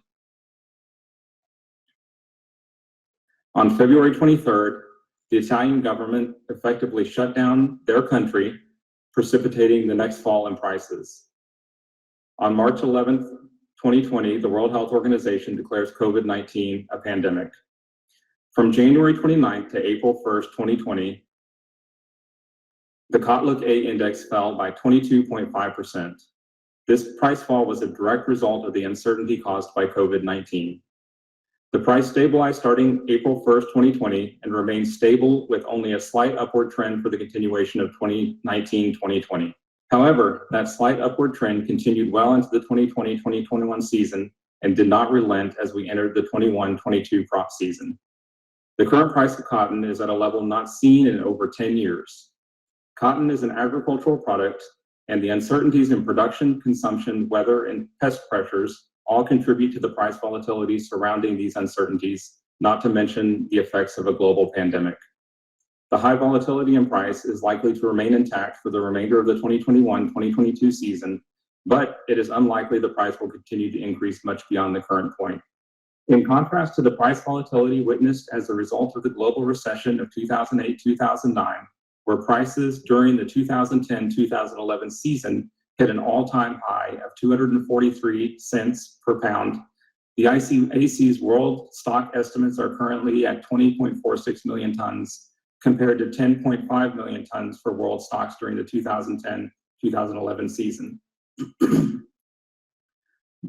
This suggests that global stocks are currently sufficient to accommodate increased demand, which is estimated to increase slightly into the 2021-2022 season. However, the high price of cotton may temper demand. We'll now look at global production decreases and consumption increases in the 2020-2021 season. Global production decreased 7% in 2020-2021 to 24.3 million tons. The global leader in production, India, saw a 3% reduction from the previous season's 6.2 million tons, putting the 2020-2021 total production for India at 6 million tons.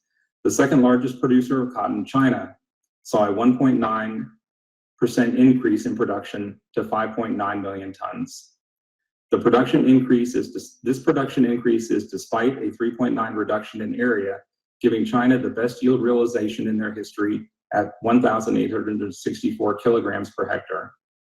The United States remains the third largest producer at 3.2 million tons, a large reduction of 27% from the 2019-2020 production season total of 4.3 million tons. This large decrease in the US was driven in part as a result of significantly lower area harvested, especially in Texas. The area harvested in 2020-2021 season was down just over 28%. Brazil's production was down by 22%, putting production at 3 million tons. Reduction in area was again the reason for the lower production numbers in Brazil, with an area of 1,371 hectares, down 18% from the previous season. Pakistan's production fell by 33% to 890,000 tons. This level has not been seen in Pakistan since the mid-1980s. The severe decrease in production was due to several factors. First, a reduction of 21% in the area was to blame for a large part of the reductions. However, crop damage from heavy monsoon rains and severe pest infestation all added up to reduce the production in Pakistan. West Africa saw a 20% drop in production to 1 million tons. Global cotton consumption in 2020-2021 season was up 13% over the previous season's disappointing 22.7 million tons. This increase was the result of high levels of post-COVID shutdown orders from mills in all of the top cotton-consuming countries. China, India, and Pakistan accounted for 16.3 million tons, well over half of all cotton consumed in 2020-2021 season. Bangladesh, Turkey, Vietnam, Uzbekistan, Brazil, and the United States all posted increases in consumption during the 2020-2021 season. With lower than expected production during the 2020-2021 season, coupled with high consumption in all of the top cotton consuming countries, leaves global ending stocks lower than the previous season. However, ending stocks in the 2020-2021 season still remain above the previous 3 seasons prior to 2019-2020. This sets up the 2021-22 season with adequate beginning stocks to help accommodate a continued increase in mill use into the 2021-2022 crop year. We'll now look at the outlook for 2021-2022 season. While global cotton consumption continues the recovery begun in 2020-2021, the Secretariat's current projection for consumption in 2021-22 is 25.63 million tons, a 0.13% decline over the previous season. China is reporting a 200,000 ton decrease in consumption from the previous season, which amounts to a 2.38% reduction. However, all other major cotton consuming countries are currently reporting an increase in consumption. Uzbekistan is reporting a 5% increase in consumption to 836,000 tons. Turkey, Bangladesh, Vietnam, the United States, and Brazil are all reporting consumption increases over the 2020-2021 season, which total 158,000 tons. While this is not enough to overcome the decline posted by China, the season is still early and consumption numbers are likely to change as the season matures. Global production is expected to increase this season by 25.73 million tons. Against consumption, production estimates at this point in the season show that supply is sufficient for estimated demand. Global production appears to be outpacing or on par with consumption at a time when forecasts for global consumption growth are increasing and global stocks are growing. Favorable forecasts for production and increasing global stock levels in 2020-2021 appear to continue to support increased demand if demand continues to hold strong. India leads the world in production at 5.9 million tons. This is 2% lower than last year, but still higher than China, who is currently reporting 5.73 million tons. China's numbers are down by just over 3% from the previous season. The United States and Brazil are both reporting increases in production over the 2020-2021 season. The US is reporting a 20% increase in area and a 25% increase in production over the 2020-2021 season. Brazil is reporting a 10% increase in area and a 14% increase in production. The 2021-2022 crop from West Africa is expected to be at an all-time high with over 1.48 million tons. With the exception of the 2020-2021 season, this reflects a fifth season of steady growth in area and production. Benin, Burkina Faso, Cote d'Ivoire, Mali, and Togo reported expansions of planted area for the 2021-2022 season. The previous season in West Africa was plagued by a pandemic, drought, pest pressure, and late sowing. Many of these problems have not presented in the 2021-2022 season. However, late season flooding is currently affecting Benin, Chad, Cote d'Ivoire, and Togo. It remains unclear if this will result in damage to the cotton crop for 2021-2022. Planted area in Pakistan increased to 2,100 hectares, a 5% increase over the previous season. In addition, well-timed rains are likely to boost production and yields for Pakistan in 2021-2022 season. Production in Uzbekistan is projected to decrease slightly as land under cotton is expected to be switched to other agricultural products. However, since 2016, the entire cotton sector has undergone radical reform, and production of cotton is now entirely owned by private companies. It was formerly controlled wholly by the state. It will be interesting to monitor how cotton in Uzbekistan progresses over the next few seasons. Turkey's area and production are both estimated to increase during the 2021-2022 season. Consumption is currently projected at 25.63 million tons in 2021-2022, a modest 0.13% decrease over the 2020-21 season.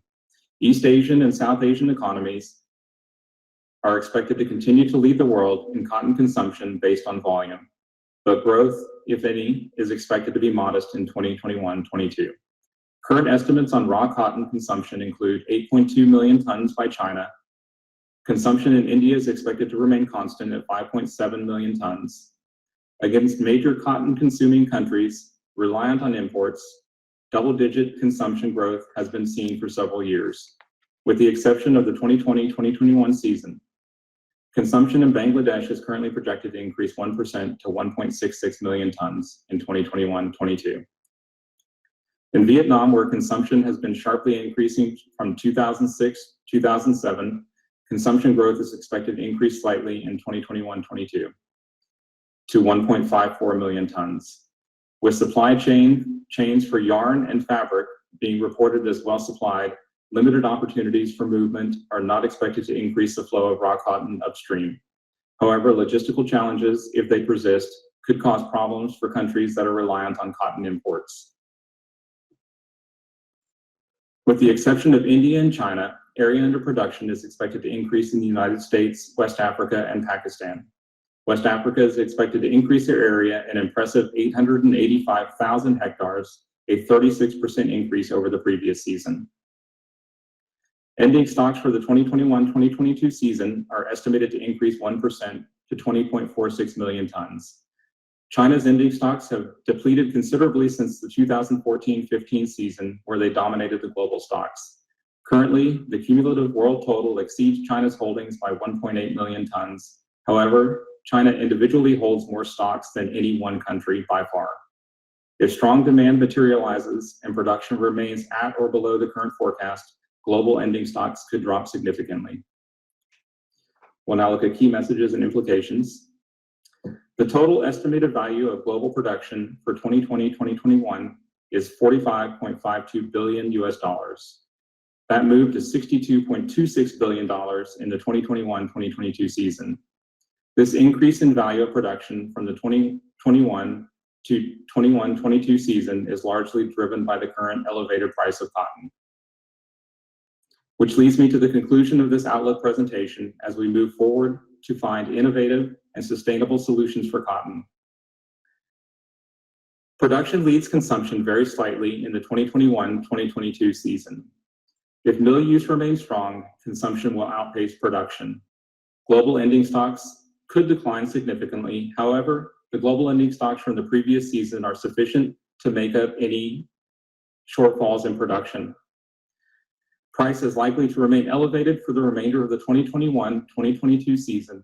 However, it is unlikely that we will see levels as high as 200 cents per pound again. Thank you.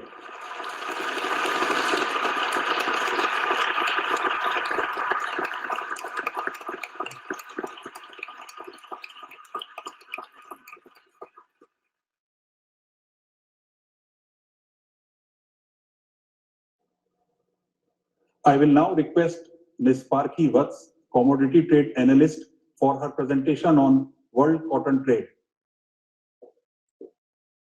Thank you, Chair, and good morning all. I am Parki Vats, and today I'll be covering world cotton trade statistics. A quick overview of the last season. The previous season saw the global economy undergo an unusual slowdown due to pandemic-induced lockdowns, business closures, shipment and transport restrictions in a way that was never experienced before. As containment measures remained across countries, uncertainties grew, effectively halting the global economy and decreasing the global cotton exports to 9 million tons.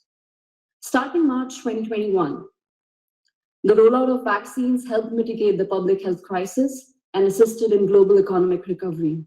This recovery boosted consumer confidence, and the slowdown in the spread of infections helped in revival of consumer demand for non-durable goods like clothing and textiles. Eventually, cotton demand revived. Backlogs from the previous season and the fresh boost in demand picked up trade by a stronger than expected margin to reach 10.6 million tons, one of its highest ever experienced levels. The world cotton exports have shown a healthy growth in the last 4 decades, crossing the mark of 10 million tons thrice in 2011 and 12, mostly as a result of major rebound in demand post the global financial crisis, and in the previous season, mostly as a result of demand rebound after the Great Lockdown. For the current season, exports are estimated to remain strong at 10.1 million tons. With respect to exports by country, while the top exporters in the 21-22 season will remain the same as in the last season, there is a slight change in their shares with respect to total world exports. While US, Brazil, and India may record small fall, Australia and West Africa are expected to regain some share. For the current season, it is estimated that United States will be the largest cotton exporter, followed by Brazil, West Africa region, India, Australia, and EU, altogether accounting for 86% of total world exports. Within EU, the exports in 2020-2021 were led by Greece, followed by Spain, and we expect the same pattern for the current season. With respect to exports from West Africa, West African exports have grown consistently in the last decade. At 596,000 tons in 2011 and 12, it reached to 1.18 million tons in the last season. It is estimated that West Africa will have 37% higher production and 15% higher exports at 1.36 million tons in 21-22 season, reaching its highest ever experienced level. Many West African countries like Mali, Burkina Faso, Cote d'Ivoire, and Ghana are estimated to export higher levels of cotton in the current season compared to the previous season. With respect to world imports, global consumption in 2019-20 fell by 13%, bringing down the imports by 6% to reach 8.7 million tons. This was mainly due to near total stoppage of cotton spinning and textile manufacturing in March-April of 2020. Signs of recovery in consumption started showing in the first quarter of 2021. Eventually, consumption revived, and this also aided imports, reviving it by 16% to reach 10 million tons by the end of the season. For the current season as well, imports are expected to remain strong at 10.1 million tons.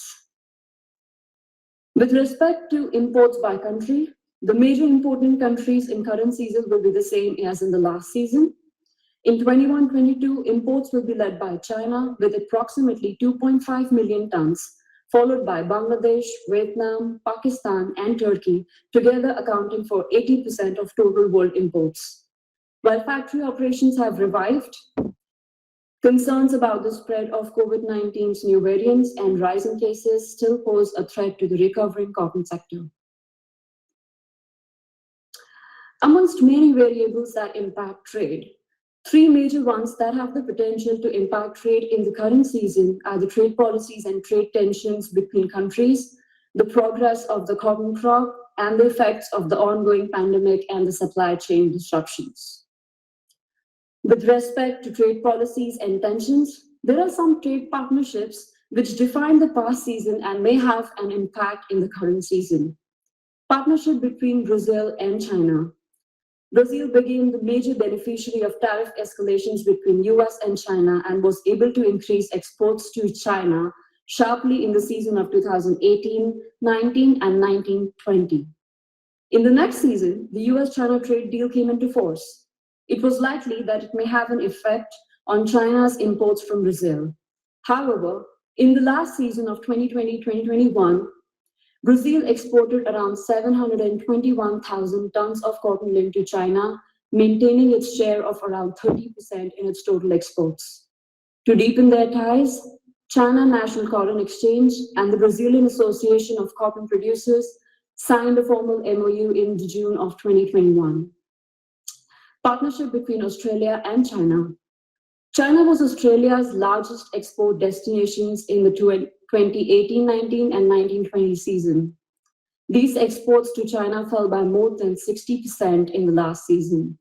Although no tariff restrictions were put against Australian cotton, it could be as a consequence of changing market and political sentiments. Partnership between US and China. The US-China Phase 1 Economic and Trade Agreement that covers trade in cotton came into force in 2020 and changed the trade baskets of both these countries. The same is up for renewal in December 2021. Also, there are import restrictions in place on the cotton products from China's Xinjiang region imposed by the US Custom and Border Protection over raw fibers, apparel, and textiles made in that region. These together will determine the trade between China and US in the current season. Partnership between India and Egypt. Although India-Egypt bilateral trade agreement has been in operation since March 1978 and is based on most favored nation clause, last season saw India individually accounting for more than 60% of Egypt's total exports. Partnership between India and Pakistan. There was no cotton trade recorded between India and Pakistan in the last season, in the light of Pakistan's decision to suspend bilateral trade with India in August 2019. Earlier that year, India had also applied a 200% tariff on Pakistan's imports after revoking its MFN status. Apart from this, and against all countries, in February 2021, India had also imposed a 10% duty on cotton imports as a move to support cotton farmers. Partnership between Turkey and USA. In the April of 2021, the government of Turkey removed the 3% anti-dumping duty on the US cotton exports, which was imposed back in 2016 for a period of 5 years. And this may create a shift in the trade baskets of both these countries in the current season. These are some of the many trade partnerships that will play a leading role in the current season. Second is the progress of cotton crop. The healthy trade numbers in the last season were aided heavily by the stocks and production. After world trade of raw cotton fell less than consumption in 2019-20, the world was left with 22 million tons of stock, highest in the last 5 seasons. This combined with 24 million tons of production brought up the world supply of cotton at 46.5 million tons for the 2020-2021 season.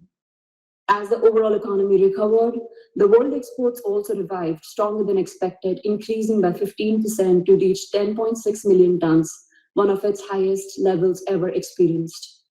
Similarly, for the current season, with 20 million tons of stocks and an estimated production of 25.7 million tons, The world supply is currently estimated to be at 45.7 million tons, estimating the world trade to remain strong at 10.1 million tons.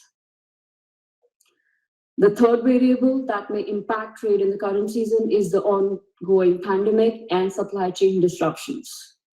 Currently, on the demand side, economies are experiencing a revival in consumption with the approaching holiday season, higher vaccinations, and opening of activities. At the same time, markets are experiencing supply-side disruptions with growing infections on cotton-consuming and textile supplying countries, shipping crisis, backlogs on ports, and labor shortages. The shortages of labor and shipments are forcing the textile supplying countries to incur air freight to meet order deadlines. Not budgeted in air freights, high ocean freights, planned power blackouts in certain areas, high raw cotton prices are altogether putting an upward pressure on the input cost for textiles. Even if the consignment reached the ports, shortages of port workers and truck and lorry drivers had affected inland transport in UK, US, and Europe, causing further delays. While the governments are trying to resolve these issues, it is expected that some of these issues may last way into the current season. That was all from me today. Thank you.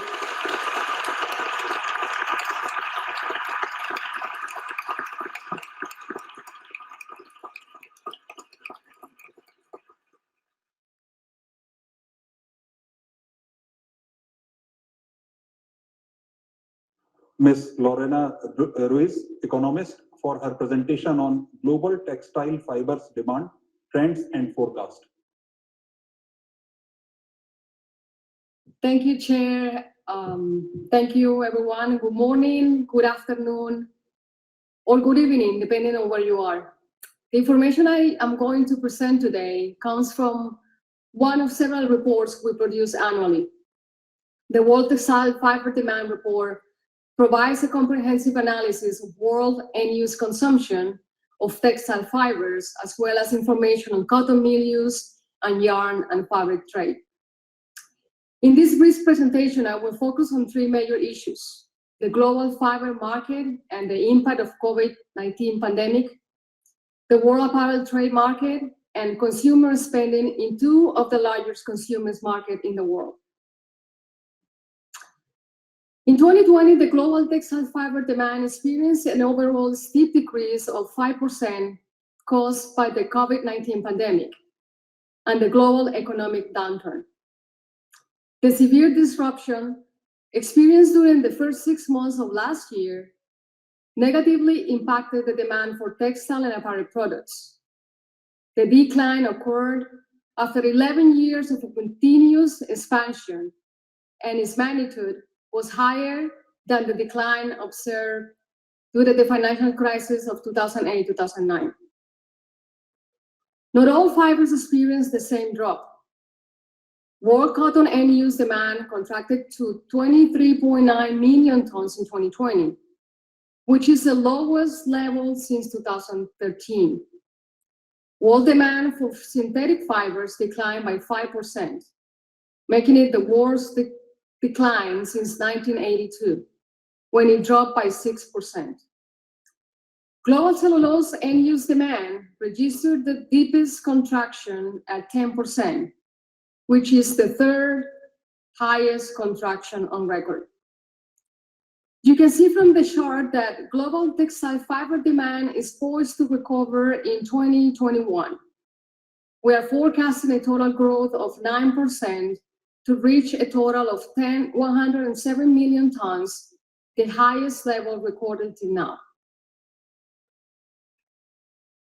The annual world textile fiber consumption per capita decreased from 13.4 kilograms in 2019 to 12.6 kilograms in 2020. Nevertheless, a recovery is expected in 2021 and 2022, boosted by the increasing demand for textile fibers. For cotton, global consumption per capita has fluctuated between 3 and 4 kilograms between 1960 and 2020. For non-cotton fibers, world consumption per capita increased from 1.1 kilograms in 1960 to 10.2 kilograms in 2019, before it decreased to 9.6 kilograms in 2020. Global non-cotton fiber consumption per capita is currently 3.1 times greater than the corresponding level of cotton consumption. In 2021, world cotton consumption per capita is forecast to increase to 3.2 kilograms, while world per capita consumption of other fibers is expected to increase and reach a new record level of 10.4 kilograms. This slide is a good way of showing how the pandemic has affected the apparel market. As you know, in 2020, countries around the world took a variety of restrictive measures to prevent the spread of the coronavirus. These measures, coupled with the lower consumer spending on discretionary and non-essential products, negatively affected international trade in goods, including apparel products. In 2020, global apparel exports decreased by 11%, totaling almost $420 billion, which is the worst performance in 8 years. In 2021, textile and apparel orders have increased substantially, boosted by the control of the pandemic, the recovery of the economy, the lifting of lockdown measures, and the increase of the demand for consumer goods. And this has happened in many of the world's largest consumer markets, including the United States, the European Union, and Japan. Here we're looking at the global polyester market.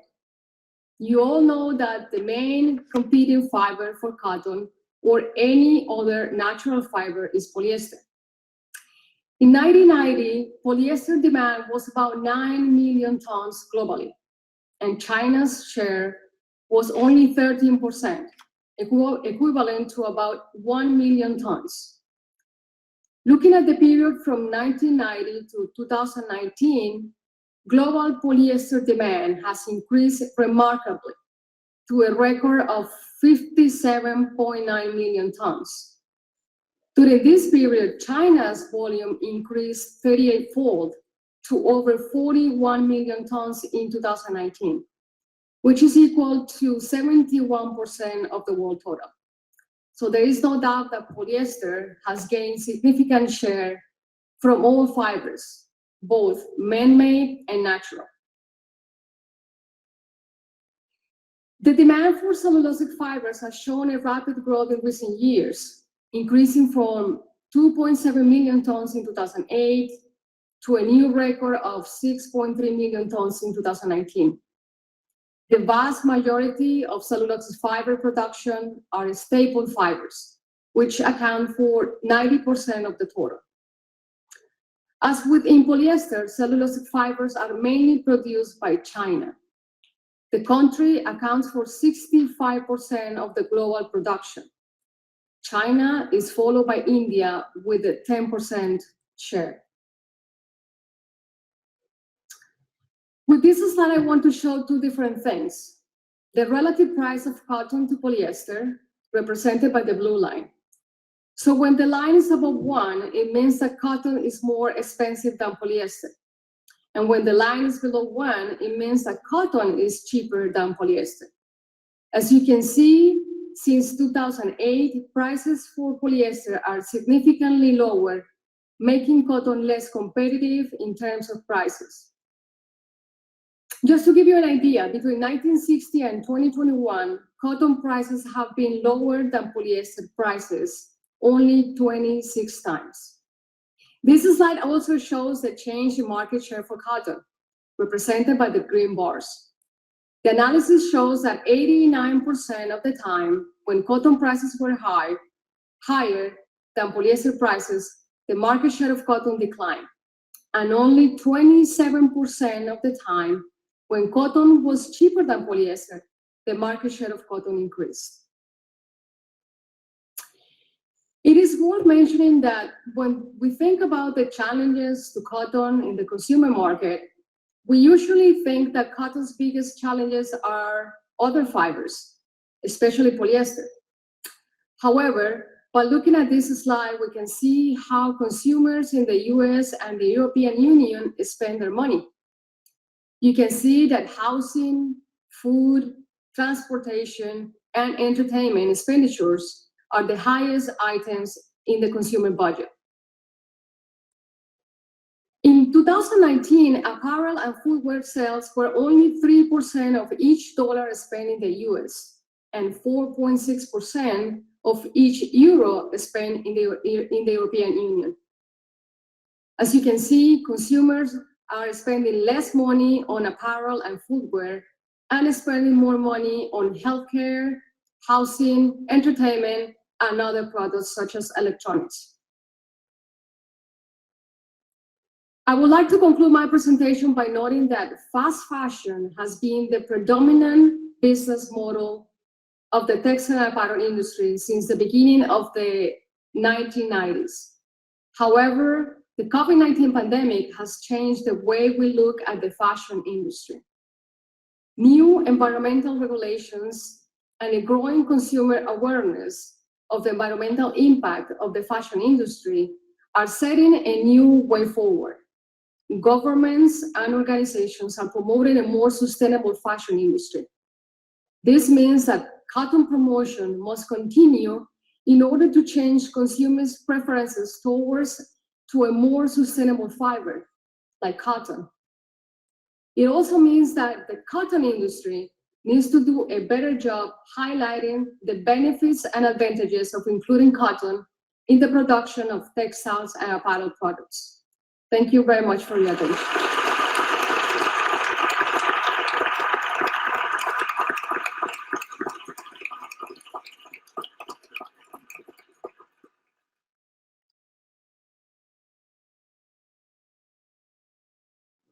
I now request Mr. Usman Kamar, our new head of Textiles and Innovation, for his presentation on challenges in textiles. Thank you, Chair. Good morning, ladies and gentlemen. This is Kamar Usman, head of Textiles in ICAC. The topic of my presentation is Textiles, Global Challenges, and Vision of ICAC.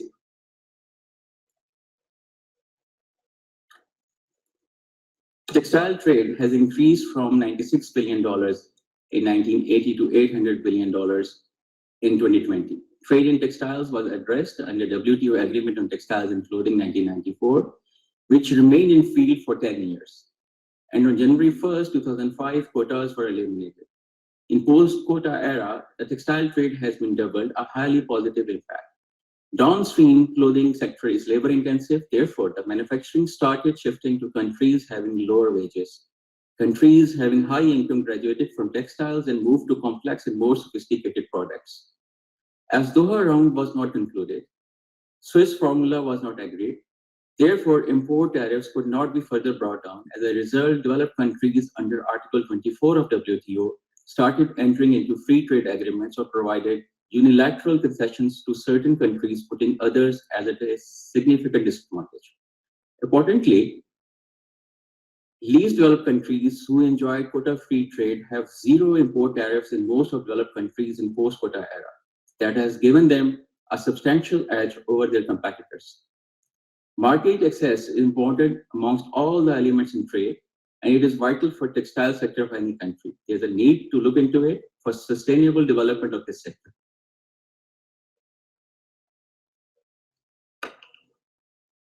In post-quota regime, the trade shifted from developed economies having high income to countries having low wages. This provided an opportunity for countries to import raw materials under temporary importation schemes and convert them into finished products, known as downstream or bottom-up model. The success of downstream model is in the fact that with minimum investment, countries achieved high value addition and generated massive jobs. The success is further augmented by duty-free access and relaxed rules of origin in major importing countries. Therefore, trade shifted in favor of clothing, which accounted for 41% of total textiles in 1980, increased to 62% in 2019. The downstream model can still be a successful approach for countries entering in textiles. In past, textiles and clothing products were sold by the industry to a distribution sector mostly composed of small and medium-sized retailers. Today, distribution is increasingly controlled by a small number of big players who, by virtue of their size, can dictate terms and conditions of the trade, including the pricing mechanism. Overall, the system has therefore changed from one that was producer-driven to one that is customer-driven, where the customers are themselves the distributors. Therefore, imports have been concentrated in developed countries. USA's share in world's imports was 10% in 1980, increased to 16%. Germany 8%, Japan, UK, and France share is approximately 5%, and are other leaders in imports. When buying has been concentrated to developed countries, likewise manufacturing also got concentrated to few countries. China's share in total exports was only 4% in 1980, was increased to 36% in 2020. Textile manufacturing is now a one-way traffic. Bangladesh share in 1980 was nearly zero, and today it is more than 5% and growing. Vietnam entered in textile exports in late 90s, and by 2020, its share is near to 5%. India, with all the cotton production, has only been able to double its share in textile exports from 2% to 4%, while Pakistan only from 1% to 2% between 1980 to 2020 in 40 years. Similar to big retailers, manufacturing is also getting limited to big production houses, slowly taking small and medium enterprises out of business. A concern, as downstream sector is less capital intensive and should be encouraged for generating new entrepreneurship.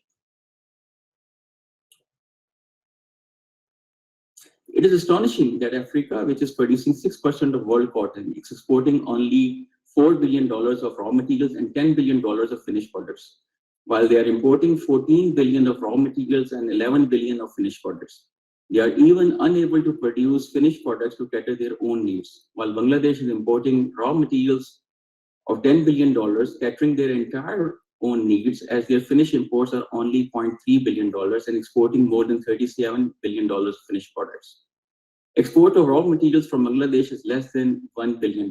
For developed economies, the trend is totally different. They are mostly exporters of raw materials, semi-processed raw materials, and importing finished products.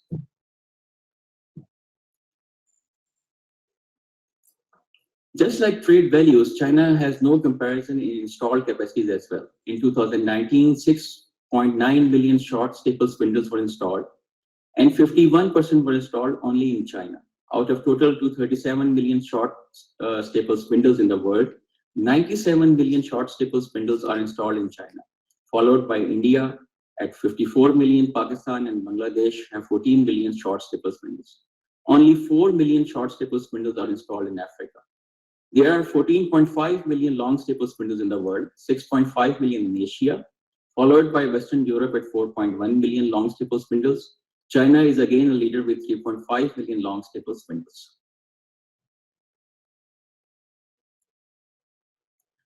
In woven fabric production, Asia again takes the lead with 1.4 million shuttleless looms installed out of the total 1.8 million shuttleless looms, followed by East Europe with 6% share, that is just a little over 0.1 billion shuttleless looms. China is again the world leader with 1 million shuttleless looms, followed by India, only 18,000, that is 1% shuttleless looms are installed in Africa.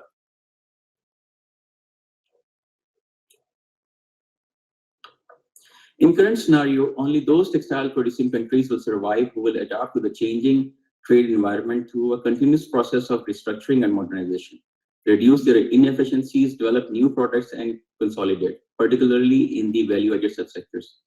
There are challenges and which provide opportunities to foster, but only for those who deliberate and find a solution with mutual consensus. Market access is by far the biggest challenge for majority of the countries. Countries are entering into free trade agreements or forming economic blocs. This gives them an advantage over other countries. Trade agreements are currently at center of many policy debates and are likely to shape trade and economic relations in the coming years. Some of these discussions are about reversing or renegotiating current agreements, as in the case of Brexit. In many other cases, often involving developing countries, new trade agreements have been concluded or are being negotiated, including the Comprehensive and Progressive Agreement for a Trans-Pacific Partnership, the Regional Comprehensive Economic Partnership between the Association of Southeast Asian Nations, countries, and its major trading partners. Further, trade is being restricted through placing high import tariffs, especially on finished products to develop the domestic industry. Even few have placed non-ad valorem duties as well. This can also be debatable, as placing high tariffs on finished is an anti-export bias and also impart inefficiencies. Moreover, in many countries, the upstream value chain place any of the trade defense measures such as anti-dumping, countervailing, and safeguard on their products, putting downstream industry at a disadvantage or exports by another country. Moreover, non-tariff and technical barriers on trade are also placed to protect the domestic industry. This has restricted the trade and textile value chain could not grow as it should have been for the benefit of consumers and industry. Another major challenge is sustainability through social and environmental compliance certifications. Manufacturing countries, importing countries have their own legislation, and then retail buying houses many a times all have their own compliance requirements. It is only the manufacturer who must comply with the conditions. Ultimately, the big production houses can only meet the requirement and SMEs slowly moving out. Often it is a trust deficit between the implementation of laws. Due to incidents, the retailers are also justified to have a third-party audit. It is also interesting to note that the big production houses audits are conducted separately by different retailers, though at least at that level it can be standardized. In past, the sustainability buying houses and retailers also developed programs such as Accord, in which long-term buying was also assured. It is time to discuss the matter from various angles, including manufacturers and buyers. Mostly countries have established regulatory organizations to have a check. Therefore, their feedback will also be very important. Intellectual property rights play an important role in development of fashion brands and trademarks. Real value in finished products come from establishment of brands. Moreover, IPRs has become more important with the development of e-commerce. It is a dream for every company and country to move from own equipment manufacturing to own design manufacturing to own a brand. However, the enforcement is not effective in many markets. Cost of doing business is one of the important concerns for the textile industry. In fact, there are many countries having market access, but they have high cost of doing business. Moreover, high and volatile raw materials cost, high energy prices, and recently freight charges have created uncertainty. After such a scenario, a sudden drop is normally witnessed. Moreover, over-reliance on some countries for availability of accessories and raw materials of allied industries such as chemicals and spare parts has also opened a new discussion, and there need to be deliberated among entire value chain. Competition is fierce among producers. To keep the market share, textile industry lobbies and get concessions from the government, which is not possible for some countries. One may argue that countries may provide legitimate support. The schemes, policies, and initiatives by the government may be discussed as knowledge sharing to take benefit by other countries. Textile is no longer limited to traditional aesthetic products. It is now broadening in performance-based technical textile products, divided in 12 categories, such as geotech, meditech, sports tech. Technical textiles can be a niche market for newcomers if information and knowledge is shared, especially by technology transfer. A lot of research has been carried out by research institutes and universities. New products, modified energy efficient, sustainable processes are developed, however, in silos. To augment and take benefit, it is important that a platform be created to take commercial advantage of such research and development. Moreover, to improve productivity, vocational trainings on modern lines should be shared by the developers of machinery and chemical manufacturers. Maximum employment is in clothing, and 2 to 3 months of training can change life of a family, especially women, a great source of women empowerment.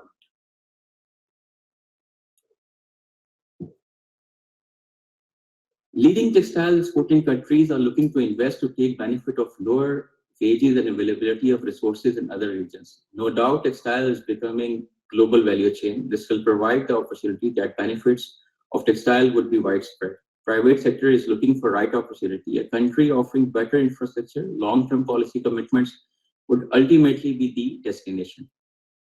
Countries are also finding it difficult to diversify markets and products. They are stuck in volume-based products in cutthroat competition by reducing cost and rely on government support and subsidies. At one end, countries are looking for FDI and then talk about subsidies and support, then it is capacity utilization. The capacity utilization rates in the various segments still show significant differences between the upstream and downstream sector.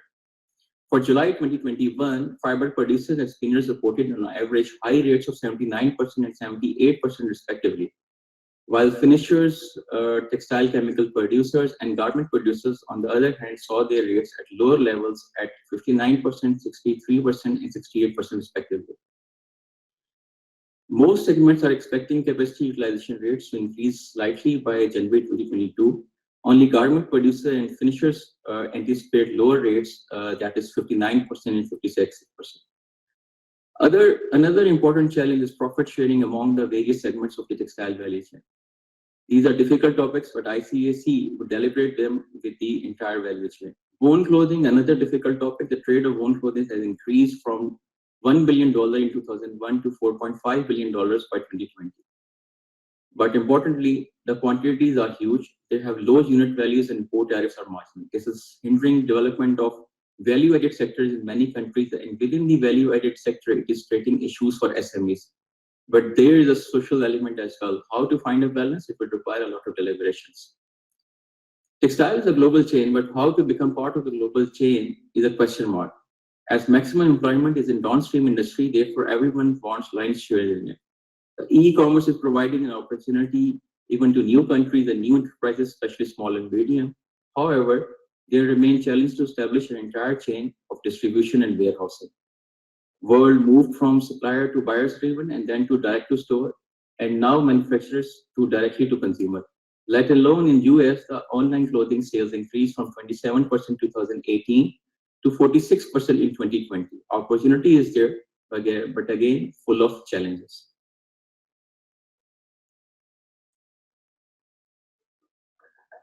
Realizing the importance of textile value chain for sustainable development of cotton, ICAC has recently transformed and introduced textile as a full-time subject.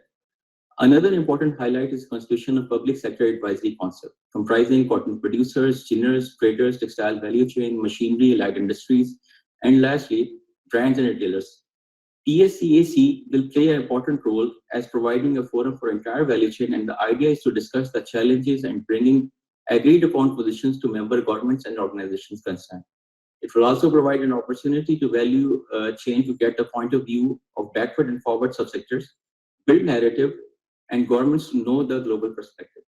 ICAC is providing unprecedented services to cotton sector. The cotton data book, fiber consumption, demand and supply, costing, pricing, and networking across the globe. Similar to cotton, the ICAC will develop a platform to share knowledge in textiles value chain, support governments to formulate long-term policies, share best sustainable practices and policies.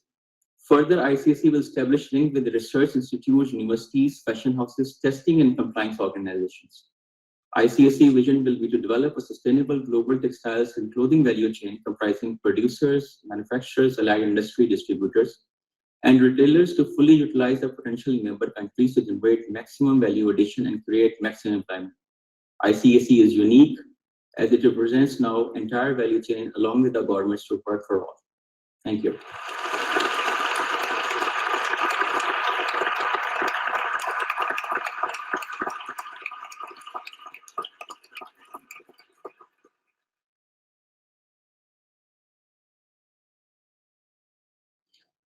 Ms. Lorena Ruiz, economist, for her presentation on production and trade subsidies affecting the cotton industry.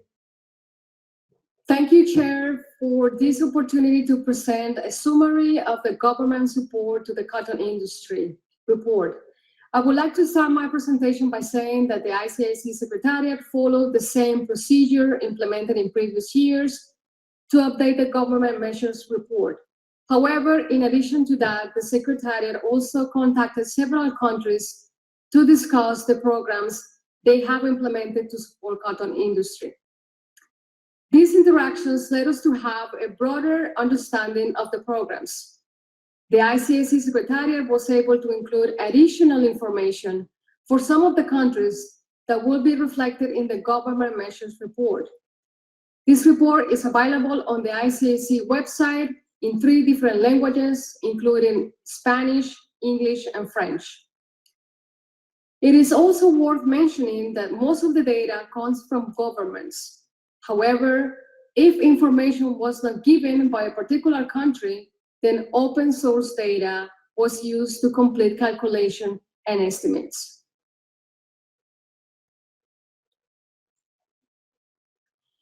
Our assessment of government subsidies for cotton includes different programs. Each of these support programs have different provisions and effects on the cotton sector. The information that is being presented today refers to the 2021 crop year.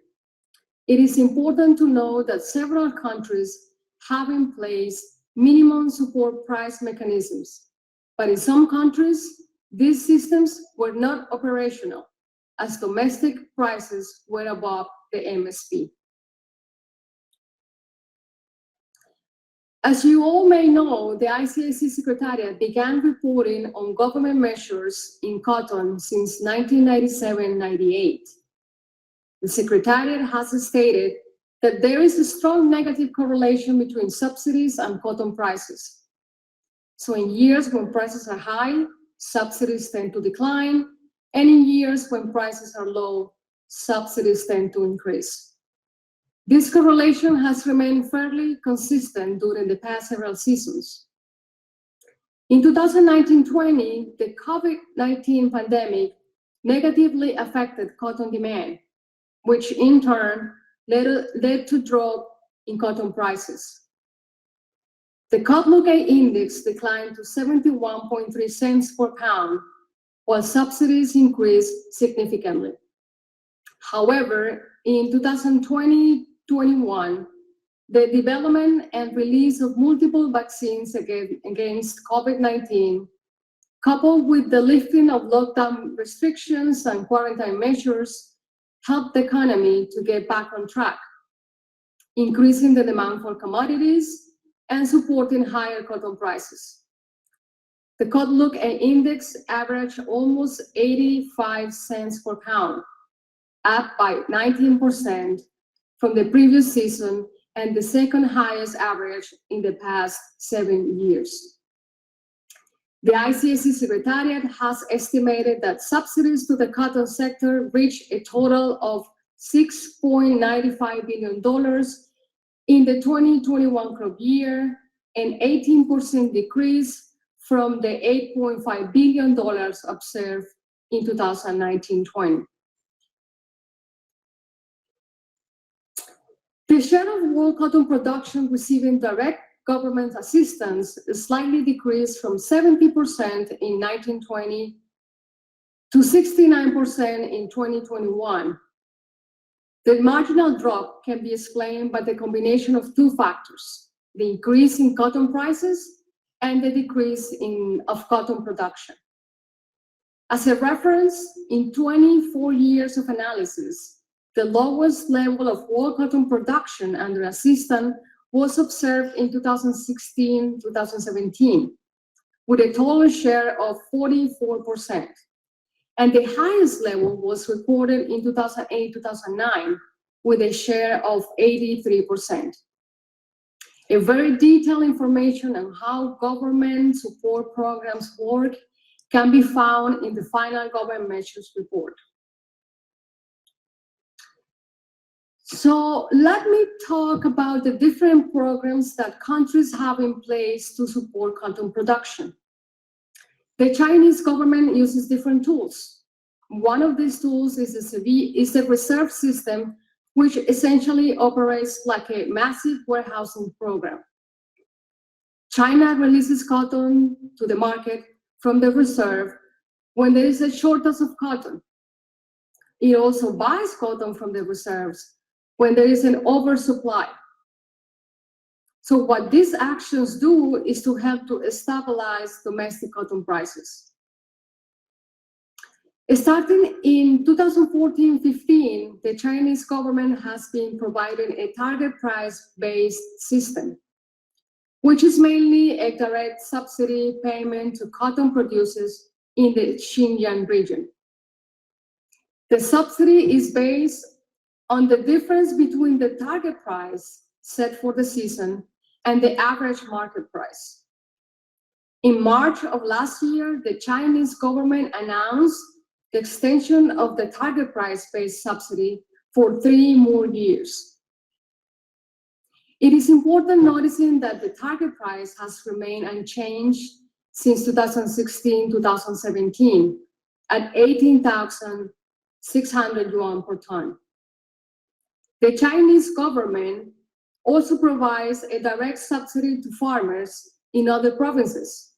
However, the target price is lower. It is approximately 11% of the target price given to farmers in Xinjiang. Another tool used by China to support its cotton sector is border protection through the implementation of import quotas. The objective of these quotas is to limit the access that Chinese mills may or may not have to international market. So basically, China supports cotton production by controlling cotton import volumes and values, and by applying border protection measures based on quotas and sliding scale duties. The Chinese government also provides a subsidy to cotton farmers for using high quality seeds and for transportation of the cotton from the Xinjiang region, where most of the cotton is produced, to mills in eastern and southern China, where most of the Chinese textile industry is located. The Chinese government also provides assistance to cotton farmers through two additional programs: the Agriculture Insurance Support Policy, which is a premium subsidy in crop insurance, including cotton, and the Agriculture Machinery Purchase Subsidy Policy. However, the total value of these two programs linked to cotton is unknown. The total sum of these programs provided to producers in China is estimated at $3.9 billion in 2021. In the United States, the government provides support to cotton producers through several programs. Amongst those programs are the Cotton Insurance Premium Subsidy. This tool protects producers against crop yield and revenue losses. The Tax Insurance Program is also another tool that the United States uses to support farmers. Tax provides Avalon cotton producers with premium subsidies on the purchase of insurance policies that cover losses below the level generally covered by standard crop insurance policies. Another program is the Extra Long Staple Competitiveness Program, which provides a payment to exporters and domestic users of U.S. Pima cotton under certain conditions. The marketing assistance loans and the loan deficient payments are marketing tools available to producers during harvest. The Marketing Assistance Loans program allows the producer to delay the sale of the cotton until better market conditions emerge. Another tool used by the U.S. to help farmers is Agriculture Risk Coverage, or ARC, and the Price Loss Coverage, also known as PLC programs. However, it is important to note that the ARC and the PLC payments are based on historical data rather than current planted area. So both of these programs provide income support to farmers, whether or not they are producing cotton. The sum of all type of support programs tied to planted cotton that are provided to U.S. producers was $625 million in 2021, while PLC and ARC payments reached a total of $454 million.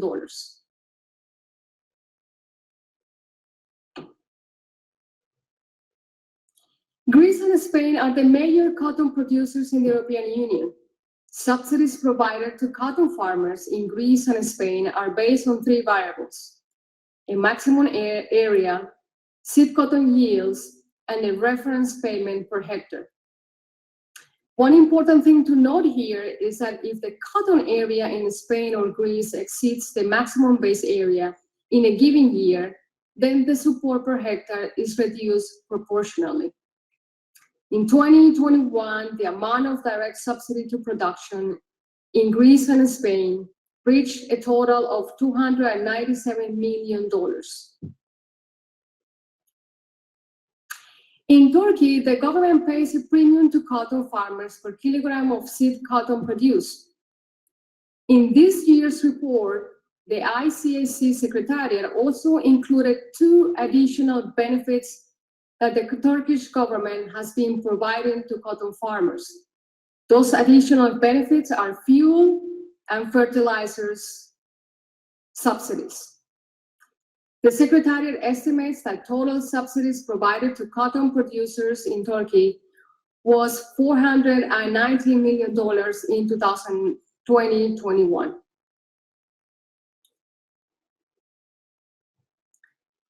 The government of India provides several programs to support cotton farmers. The minimum support price, or MSP system, becomes operational during seasons when domestic prices are below the MSP. Cotton is not the only crop benefiting from this system. In fact, the government of India fixes MSP for 22 crops, including rice, maize, sunflower, wheat, barley, jute, and copra, amongst others.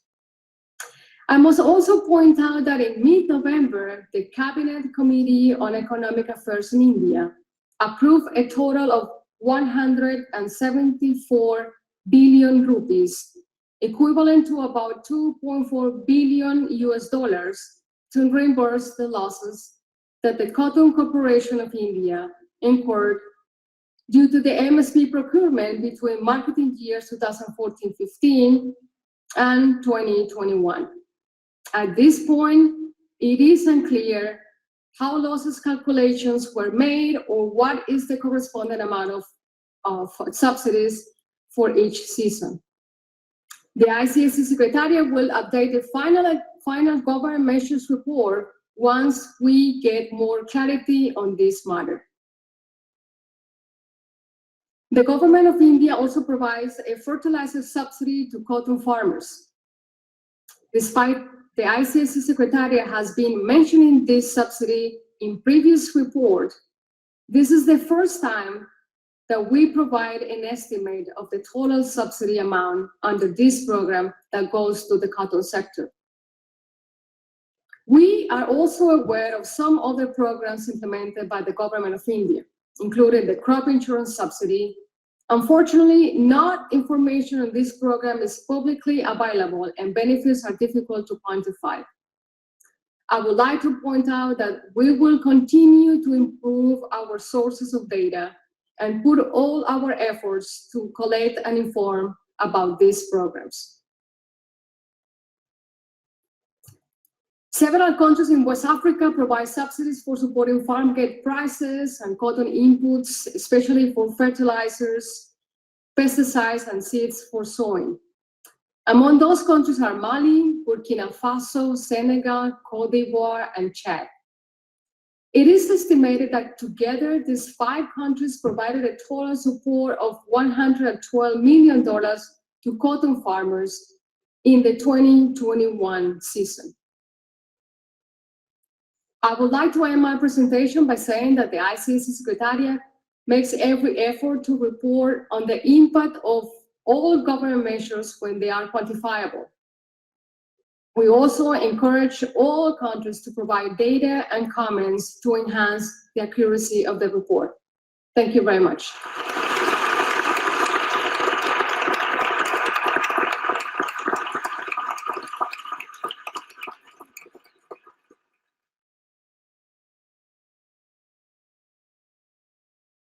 I now call on Dr. Keshav Kranti, Chief Scientist of the ICAC, for his presentation on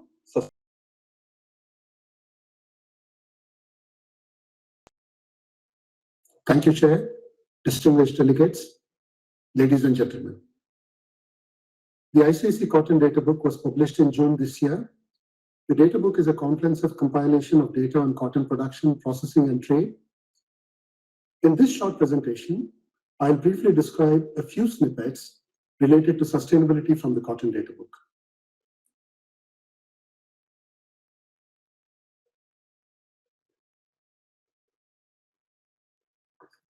The ICAC Cotton Data Book has 564 pages of numbers and graphs. It covers production practices and trade of 38 countries with data on individual states of each of these countries. The book has details on economics of cotton cultivation and production.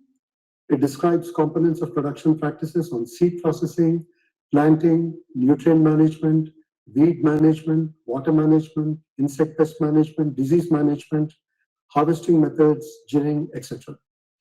The data book also describes cropping systems, fertilizer usage, pesticide usage, water footprints, and much more. In this presentation, I'll be focusing on Africa plus 11 major countries, which together account for 95% of the global cotton production. As you will soon see, there's an enormous diversity in production practices across the world. This presentation deals with 3 pillars of sustainability: social, economic, and environmental. In the next 3 slides, I present some aspects on social sustainability. The bars that you see here represent the number of cotton growers. More than 22 million farmers cultivated cotton in 2020. And interestingly, India, China, Africa, and Pakistan host 95% of the global cotton farmers. Cotton farming provides sole income and supports livelihood, especially for the 22 million smallholders in Asia and Africa. India, China, Africa, and Pakistan also provide farm employment of 2.4 billion man days every year. Thus, cotton farming not only means livelihood, but also enormous employment generation for millions of persons across the world. Not surprisingly, countries in Asia and Africa spend a major share of their cost of cultivation on labor deployment, which adds greatly to rural livelihood.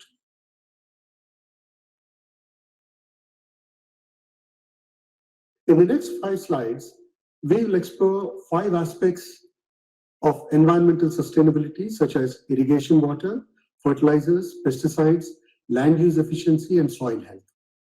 First, let us take a look at irrigation water. Irrigation water is a critical input in agriculture. Cotton in Africa and Brazil is rain-fed. 85% of cotton area in Argentina is rain-fed, and 65% of the area in India and United States also is rain-fed. Therefore, it is not surprising that these nations have the best water footprint. At this juncture, it's important to mention that a greater water footprint in some countries such as Pakistan and Uzbekistan is mainly because of the low seasonal rainfall in the cotton growing regions, where cotton cannot be grown economically without irrigation. We'll now take a look at the fertilizer use efficiency, which means the quantity of lint produced per kilogram of fertilizer used. As you can see here, Argentina and Africa produced more than 39 kilograms of lint per kilogram of fertilizer used, and thus have highest fertilizer use efficiency. Data also indicates that there's an imminent need for Asian countries such as India, Pakistan, and Uzbekistan to focus on precision farming to increase fertilizer use efficiency.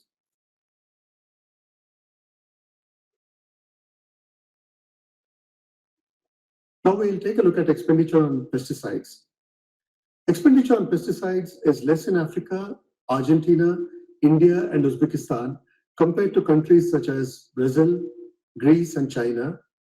This could be because of less use of pesticides such as growth regulators, defoliants, and herbicides in these advanced countries.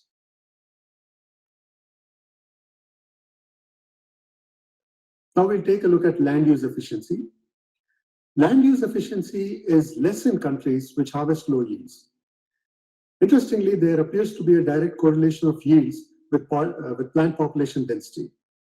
The average plant population density is 111,000 plants per hectare in all high-yielding countries that harvest more than global average of 780 kilograms of lint per hectare. Conversely, the plant population density is lowest in Africa and India, which harvest lowest yields in the world and therefore have low land use efficiency.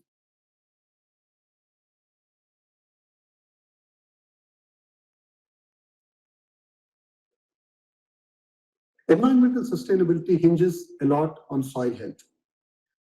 Recent research has shown that conservation tillage practices have the potential to rejuvenate soil health. Data shows that Argentina, Australia, Brazil, China, and the United States are leading the way on zero tillage.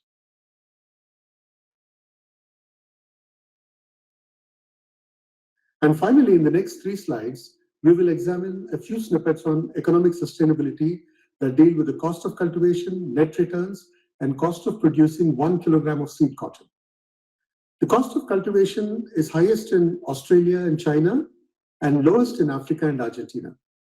In fact, the cost of cultivation in Argentina and Africa is about 1/3 of the global average cost of cultivation.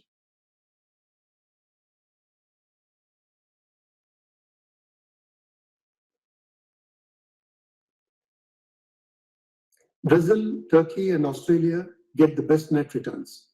Africa, Greece, and India have low net returns. This is something that these countries must start looking at.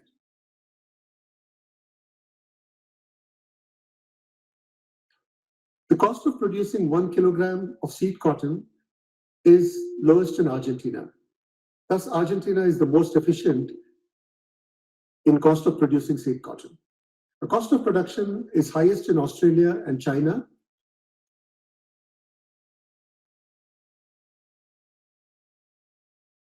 To summarize, we dealt with the 3 main pillars of sustainability. On social sustainability, Africa, China, India, and Pakistan provide livelihood to 22 million farmers. And these countries also provide employment of 2.5 billion man days. Economic sustainability, Argentina is most efficient in cost of production. Africa and Argentina have the lowest cost of cultivation. Australia, Brazil, and Turkey have the highest net returns. On environmental sustainability, on those 5 different aspects, Africa and Argentina excel in fertilizer use efficiency. Africa, Argentina, and Brazil excel in their water footprint. Africa, Argentina, India, Pakistan, and Uzbekistan spend least on pesticides. Argentina, Australia, Brazil, China, and USA are leading the way on zero tillage and on conservation tillage practices. Argentina, Australia, Brazil, China, Greece, Mexico, Turkey, United States, and Uzbekistan have the highest land use efficiency. That finishes my presentation. Thank you, ladies and gentlemen.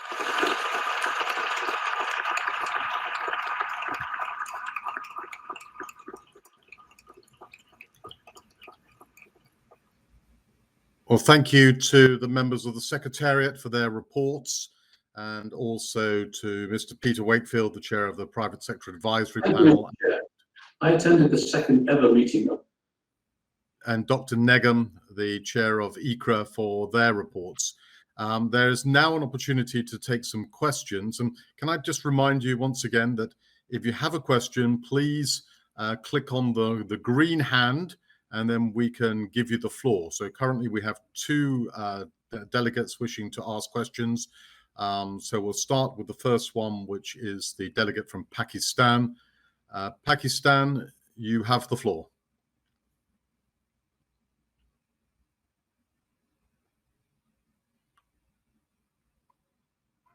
Have we given the floor to Pakistan?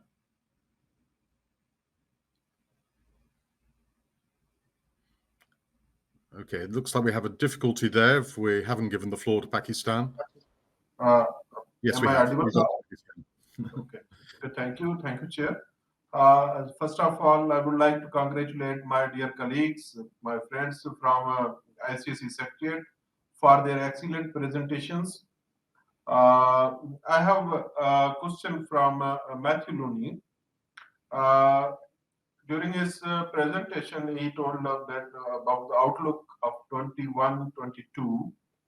It reveals that production will remain high, stock position will be better, and productions will also have high. What is his comment about the prices? What will be the trend of the prices? during his period of review. Thank you. I'm sorry, just to make sure I understand. Just to make sure I understand your question, you're asking where do I anticipate stocks will move and what the price might be?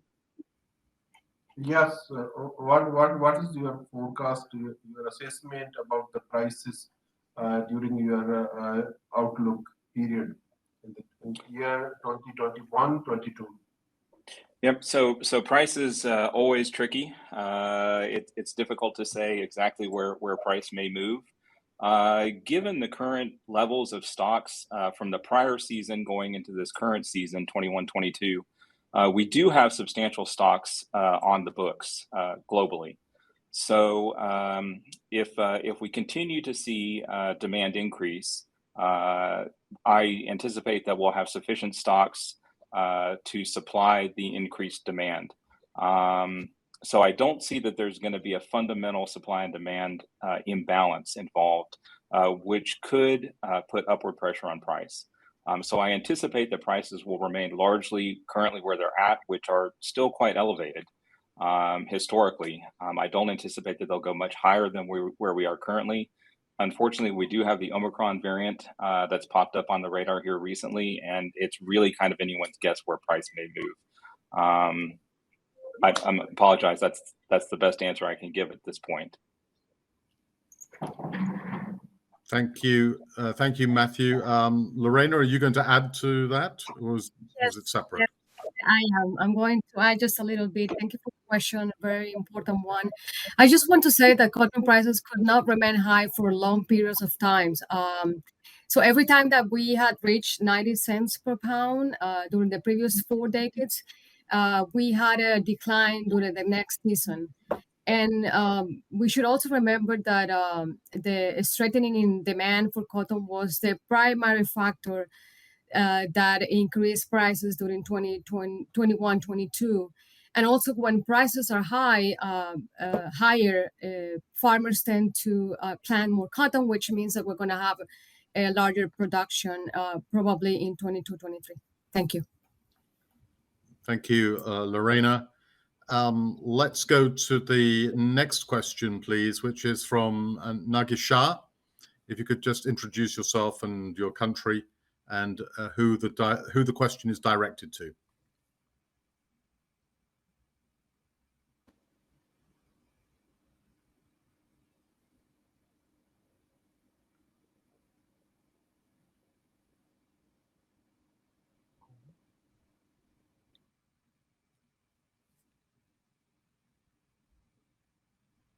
Do we have the question? Is Mr. Shah still there? No, it's not there. Not there. Okay. And also for Mr. Bakait from Sudan, Nagit Bakait, you had your hand up. Do you still wish to ask a question?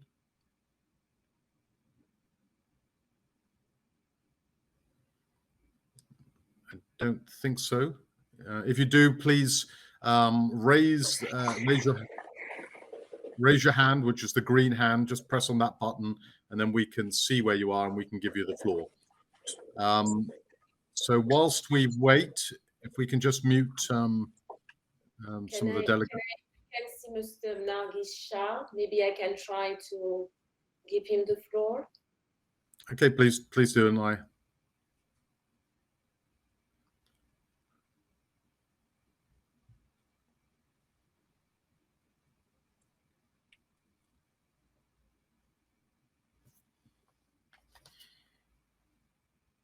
Cannot give. Okay. Whilst we wait to see if anyone else has got any questions, let me just make a comment about the Cotton Data Book, because this is a really great publication. Dr. Kranthi already mentioned it's over 560 pages long, and I can tell you it's already growing, and we intend to put even more into that publication next year. So it's available free to our members or to purchase if you're not a member, but it's one of those books, one of those publications you should always have on your computer like I do, or on your bookshelf, so to speak. So I would strongly encourage you to have a look at that publication and obtain it if you haven't got it already. But maybe for Dr. Kranthi, one question for him is I love that last slide where you gave the summary, but another question on that is, in what aspects of sustainability do advanced countries excel compared to developing countries?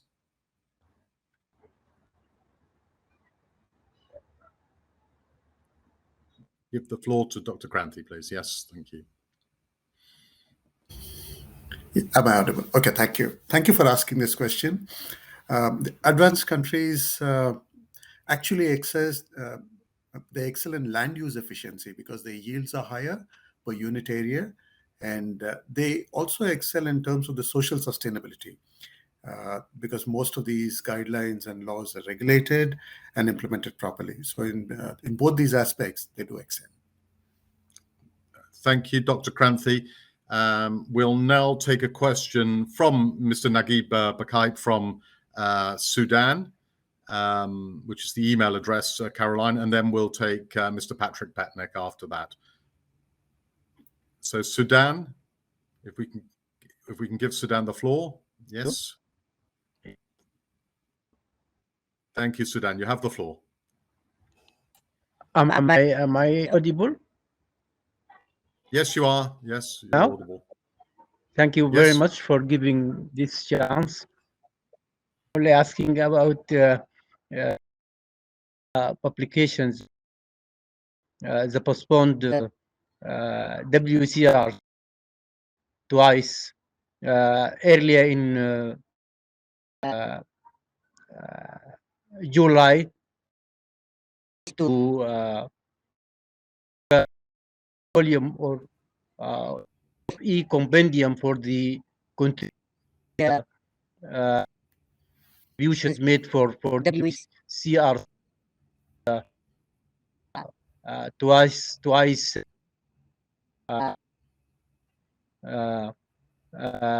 also there was the mention a book that is the history of cotton. It was also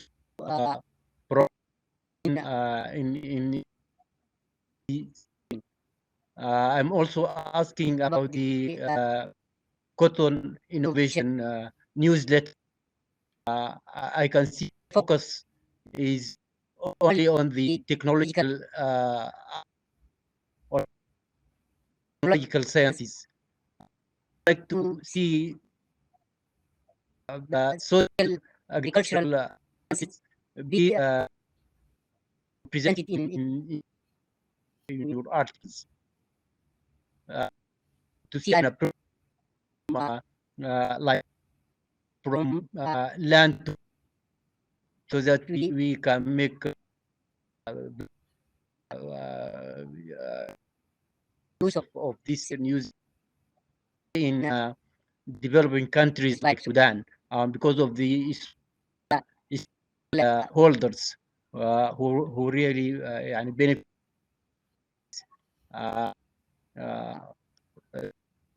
I also contributed one article in. I would like to contribution to comment on this by Dr. Kisha and Dr. Thank you. And well, let's start and see. Maybe Dr. Kranthi, if you could start with those questions, and then if Dr. Negam needs to add anything to it, then he can add later. But over to you, Dr. Kranthi, please. Thank you, Kai. And thank you, Dr. Najib. The book of papers was published. It was published by ICRA. Dr. Negam took the lead. We had a couple of issues with 2 or 3 papers in terms of their formatting. So we referred back to the printer again. Therefore, there was a delay, but otherwise the book of papers is ready, and I'd be requesting Dr. Negam to expedite whatever can be done, and we will support from the ICAC. But thank you, Dr. Negam, for taking the lead. And on the newsletter, we do agree that like so far it has been a bit technically loaded on the production side. And there is always a demand from many other scientists related to economics and social aspects. We will soon be taking up. We had a discussion on these things also with Dr. Negam, and I'm sure he'll consider this. Thank you very much, Dr. Najib, for asking these questions. Thank you, Dr. Kranthi. I think you've actually answered all the questions. So let's now take the next question, which is from Patrick Patnaik, the delegate from the United States. I think you have the floor. Patrick, you have the floor. Yes, thank you, Kai, and greetings to all of the delegates, and thanks to all of the members of the Secretariat for their excellent presentations. I had one question for Ms. Parky Vetz. She mentioned a MOU between China and Brazil. I think it's related to, or the China Cotton Association perhaps has a MOU with Brazil. I was wondering if there's any more details that can be expounded related to that agreement and any potential impacts on the levels of trade coming from that agreement. Thank you. Thank you, Patrick. Parky, you have the floor. You hear me? Hello? Yes, we can hear you. Okay. Thank you, Patrick. As for our observation and concerns, we only know that the China National Cotton Exchange and the Brazilian Association of Cotton Producers have signed an MOU, and they have considered it for joint market development. But it was signed back in June 2021. We unfortunately do not know anything more about this MOU, but I'll be happy to have a look at it and send it across to you via email. Thank you, Parky. Do we have anyone who can contribute to that question, or are there any other questions? Please raise your hand. Dr. Naguib, I presume you finished your question, so if we could please remove that hand, if you have. Are there any further questions? I think therefore there are no further questions unless we have any specific ones for the Secretariat.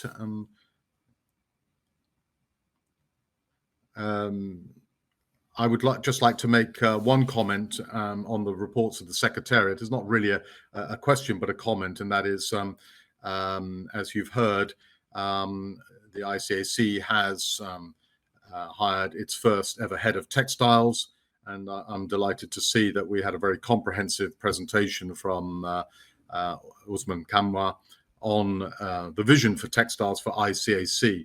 And so looking forward, we'll be introducing more and more around textiles. So if you come here just thinking you're going to get information on production, that's not the case now. It'll be information on the whole of the supply chain, from production all the way through to retailers and brands.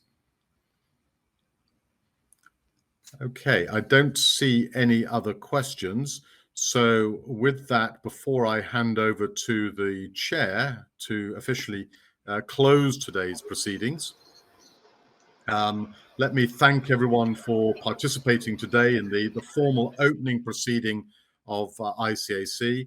I look forward to seeing you tomorrow for 2 interactive panel sessions on fortifying the cotton supply chain and also labeling, which was the subject that was put forward by the private sector for discussion at this plenary meeting. Mr. Sharma, over to you now to formally close today's proceedings. Thanks, Kai. And as we come to an end of today's rather intense plenary session, just a reminder that please do remember to log in tomorrow using the same link. And again, thank you all for attending. Thanks. And goodbye.